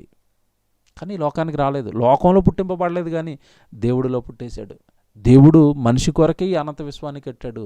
6వ రోజు చక్కగా నేలమంటితో నరుని చేసి ఆ నాసికా రంధ్రాల గుండా మానవ జాతిని ఆదాము గారిలోనికి దేవుడు ప్రవేశపెట్టాడు. ఇప్పుడు ఆదాములోనికి ఎప్పుడు వచ్చాము? డేట్ చెప్పండి. ఇప్పుడు పుట్టినరోజు మీరు ఆదాంలోకి వచ్చారు. ఆదాం నుండి అలా తాతలు దాటించుకుంటూ వచ్చాడు. ఇప్పుడు ఆదాంలోకి ఎప్పుడు వచ్చాం మనం? మనకేం తెలుసు? ఇంకా మీరు లోతులోకి తీసుకెళ్తే అసలు ఆదాములోనికి వచ్చిన రోజే మనం పుట్టినరోజు అనుకోవడానికి కూడా లేదు. అంతకు ముందే మనం పుట్టేసామంట. ఎక్కడ పుట్టాం? దేవుడిలో పుట్టాము. దేవుడిలో పుట్టిన మనము దేవుడి కొరకు, దేవుడు పనిచేయటం కొరకు ఈ భూమి మీదకి వచ్చిన వాళ్ళం మనమంతా. మీరు ఇంకా దేవుడు మరి ఆదాము గారిలోనికి మేము రాకమునుపు ఏమంటే ఇప్పుడు బహువృద్ధుడవు నువ్వు అప్పటికే పుట్టేసావు అంటున్నాడు కదా. ఇంతకీ ఈ పుట్టుక అనేది ఎక్కడ జరిగింది అని మీరు ఆలోచిస్తే కీర్తన గ్రంథం 90వ అధ్యాయం 1వ వచనం మీరు చూడండి. కీర్తన గ్రంథం 90వ అధ్యాయం 1వ వచనం చూడండి. కీర్తన గ్రంథం 90వ అధ్యాయము 1వ వచనం చూడండి. ప్రభువా, తరతరముల నుండి మాకు నివాస స్థలము నీవే అన్నాడు. చూడండి, మోషే గారి ప్రార్థన అండి ఇది. ప్రభువా, తరతరముల నుండి మాకు నివాస స్థలము నీవే అంటే అర్థం ఏంటి? నివాస స్థలము, మేము ఉండే స్థలం, మేమున్న చోటు ప్రారంభంలో ఎవరంటే నీలో. మనిషి ఎక్కడ పుట్టాడు? ఇప్పుడు నీలో, దేవుడిలో పుట్టాడు. దేవుడిలో పుట్టిన మనలందరినీ దేవుడు తనలో పెట్టుకుని, కోట్ల మందిని తనలో పెట్టుకుని, ఈ కోట్ల మందికి సరిపడా ఈ విశ్వాన్ని కడుతున్నాడు. సూర్యుడు, చంద్రుడు, నక్షత్రాలు, ఏమండి, ప్రపంచ ప్రకృతి అంతా కలిగిపోతుంది. అమ్మ, ప్రకృతి కలిగిపోయింది, అంత మంచిదేనా, అంత మంచిదేనా, మళ్ళీ రీచెక్. ఒకటో దినం మంచిది, రెండో దినం మంచిది, మూడో దినం మంచిది, మంచిది మంచిది మంచిది మంచిది మంచిది, అంతా సెట్ అయిపోయిందా, సెట్ అయిపోయింది. చివరి రోజు ఆదాముని పెట్టాడు, అంతే. అందరిని పెట్టుకున్న పిల్లలారా, మీరంతా ఈ విశ్వాన్ని ఏలాలి అని మనలందరిని, ఆయనలో పుట్టించుకుని మనలందరిని పట్టుకెళ్ళి ఆదాములో పెట్టాడు. ఆ ఆదాము నుండి అండి ఒకరుగా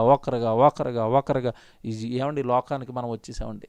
ఈ సంగతి తెలియక ఈరోజు దుర్మార్గులు కులాలుగా విడిపోయారు, మతాలుగా విడిపోయారు, వర్గాలుగా విడిపోయారు, దేశాలుగా విడిపోయారు, రాష్ట్రాలుగా విడిపోయారు. ఒకే తండ్రి పిల్లలండి, ఒకే తండ్రిలో నుంచి వచ్చిన పిల్లలంతా ఈరోజు ఏమంటే గిల్లు కజ్జాలండి, కొట్లాటలండి. ఆ దేశం అంటే ఈ దేశానికి పడదు, ఈ దేశం అంటే ఆ దేశానికి పడదు.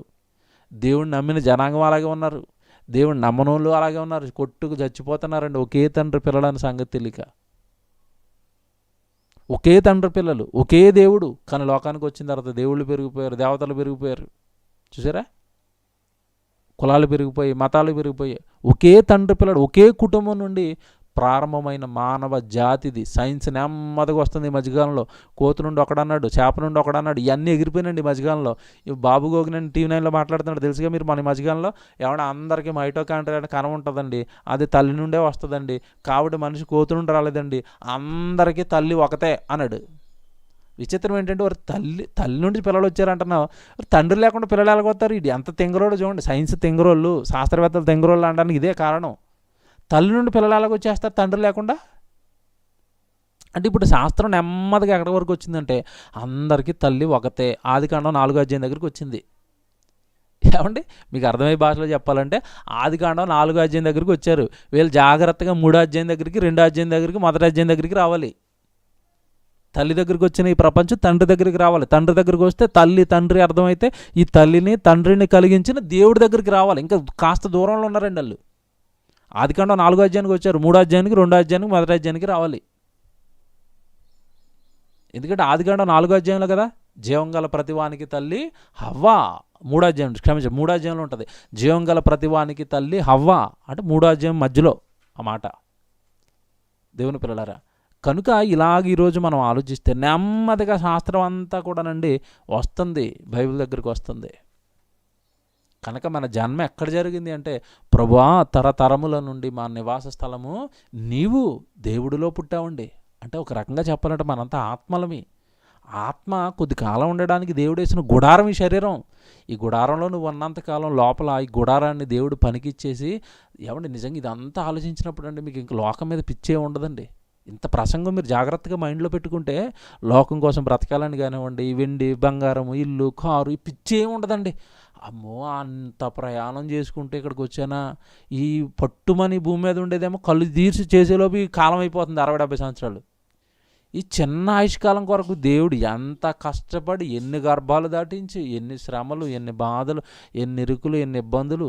మీ తాత దేవుడి మీద తిరగబడిపోయినారు. దేవుడు అంటున్నా సరే ఆయన భరించాలి మీ తాతనే మీకోసం. ఎన్ని భరింపులు భరించాడు, ఎన్ని చేత్కారాలు ఎదుర్కొన్నాడు, ఎన్ని అవమానాలు తలదించుకుని నీకోసం నా కోసం ఎదురు చూశాడండి దేవుడు. అన్యాయం చేస్తున్నారు కదండి జన్మను దేవుడికి ఇవ్వక. జన్మ వెనకెంత రహస్యం ఉందని తెలియక కదా ఈరోజు మనుషులు అన్యాయం చేస్తున్నారు దేవుడికి.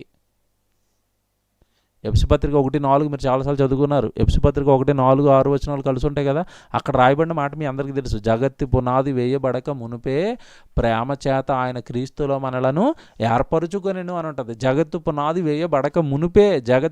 వేయబడక మునుపే కావాలని కోరుకున్న కన్న తండ్రి గర్భాలు దాటించి శాస్త్ర అతీత సంగతులు మానవ జన్మ గురించి దేవుడు చక్కగా రాయించాడు బైబిల్. అంత బాగుందండి అంశం. ఎవరికి తెలుసండి నిన్ను రహస్యాలు? ఏ శాస్త్రవేత్తకి తెలుసు, ఏ ఎంబీబీఎస్ డాక్టర్కి తెలుసు, ఏ అఫార్సెస్ లండన్ వ్యక్తికి, లండన్లో చదివిన డాక్టర్కి తెలుసు చెప్పండి జన్మ గురించి. దాంతో రమ్మని చేతులు కట్టుకుని బైబిల్ ముందు కూర్చుంటే నేర్చుకోవాలి కదండి, మీరే నేర్పాలి కదండి వాళ్ళకి. దైవజ్ఞానులు మనం. ఇంత వివరంగా జన్మ గురించి ఎవడు చెప్పాడు చెప్పండి? ఇంత డెప్త్లో, ఇంత డీటెయిల్డ్గా జన్మ గురించి ఎవడు చెప్పాడు? ఇది కాదు అని ఒకటి అనమనండి మళ్ళీ. అంటే మనం ఇంత వివరణ ఇచ్చాం కదా బైబిల్లోంచి. లేదండి మీరు చెప్పిన వివరణ సైన్స్కి సరిపోవట్లేదు, శాస్త్రానికి సరిపోవట్లేదు, ఒక్కడిని నోరు విప్పి చెప్పమానండి, సరిపోరు. ఒక్క నిలబడ్డ వివరణ ముందు ఎందుకంటే బైబిల్ చెప్పిందే జరుగుతుంది తప్ప దాన్ని నువ్వు శాస్త్రం అని, బైబిల్ చెప్పింది జరుగుతూ ఉంటే దాని మీద నువ్వు ప్రయోగాలు చేసి శాస్త్రం అని పేరు పెట్టుకున్నావు తప్ప బైబిల్ను సరిచేయటం శాస్త్రం వల్ల కాదు. బైబిల్లో చెప్పింది జరుగుతూ ఉంటుంది, అది నువ్వు చూసి శాస్త్రం అని పేరు పెట్టుకున్నావు అంతే. బైబిల్లో దేవుడు రాయించింది జరుగుతుంది. జన్మదినం ఏంటి ఇప్పుడు? రహస్యం. ఏ డేట్ వేసుకుంటారు చెప్పండి? ఏ డేట్ వేసుకుంటారు జన్మకి? తల్లి గర్భంలో పుట్టారా? ఆవిడ నాకేం తెలియదు మొర్రా అంటది 3 నెలల తర్వాత, ఆ డేట్ తెలీదు. తండ్రిలోకి ఎప్పుడు వచ్చాం ఆ డేట్ తెలీదు. ఏమన్నా మన తాతలో ఉన్నప్పుడు తాతలో నుంచి తండ్రిలోకి ఎప్పుడు వచ్చాం ఆ డేట్ తెలీదు. పోనీ వెనక్కి వెళ్ళిపోతే ఆదాములో ఎప్పుడు పడ్డాం ఆ డేట్ తెలీదు. ఆదాములోకి రాకముందు దేవుళ్ళలో పుట్టాం ఆ డేట్ తెలీదు. ఏ డేట్ వేస్తాం? అందుకే సింపుల్గా గొడవ అంతా ఎందుకని దావీదు గారు సింపుల్గా ఏమన్నారంటే జన్మదినం రహస్యం అండి, తలపుట్టు అండి ఇది అన్నాడైనా.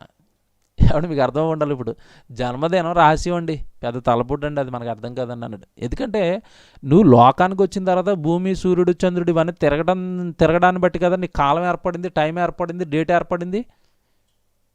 భూమి వచ్చిన తర్వాత కదా నీకు డేట్ ఏర్పడింది. సూర్యుడు, చంద్రుడు ఇవన్నీ తిరగడంతో కదా డేట్, కాలం ఏర్పడింది. అంతకు ముందున్న నువ్వు ఏ డేట్ వేసుకుంటావు? ఒకవేళ వేసుకుందామని ట్రై చేసినా భూమి పుట్టక మునుపు ఏ డేట్ వేస్తావు? కనుక మానవ జన్మదినం అనేది నేను పరమ తండ్రి చెప్పాలండి ఇవన్నీ మనకి. అలాగని తెలియదంటే ఇప్పుడు తెలీదు, ఎప్పుడు తెస్తే తెలుసా? మీరు దేవుడి కొరకు బ్రతికేసి పరలోకం వెళ్ళిపోతే, దేవా నా జన్మ గురించి నాకు తెలియాలి, నేను ఎక్కడ పుట్టాను, ఎప్పుడు పుట్టాను, మీలో నన్ను ఎప్పుడు చేసుకున్నారు, ఆదంలోకి నేను ఎలా గెలిగాను, నా సీడీ అంతా కావాలంటే మొత్తం పెద్ద స్క్రీన్ మీద వేసి దేవుడు ఇదంతా మీకు చూపిస్తాడు. పరలోకం రండి ఇదంతా మీకు తెలియాలంటే. దేవుడి కోసం బ్రతికి జీవితాన్ని దేవుడికి ఇచ్చి పరలోకం రండి అక్కడ చూద్దాం ఇవన్నీ.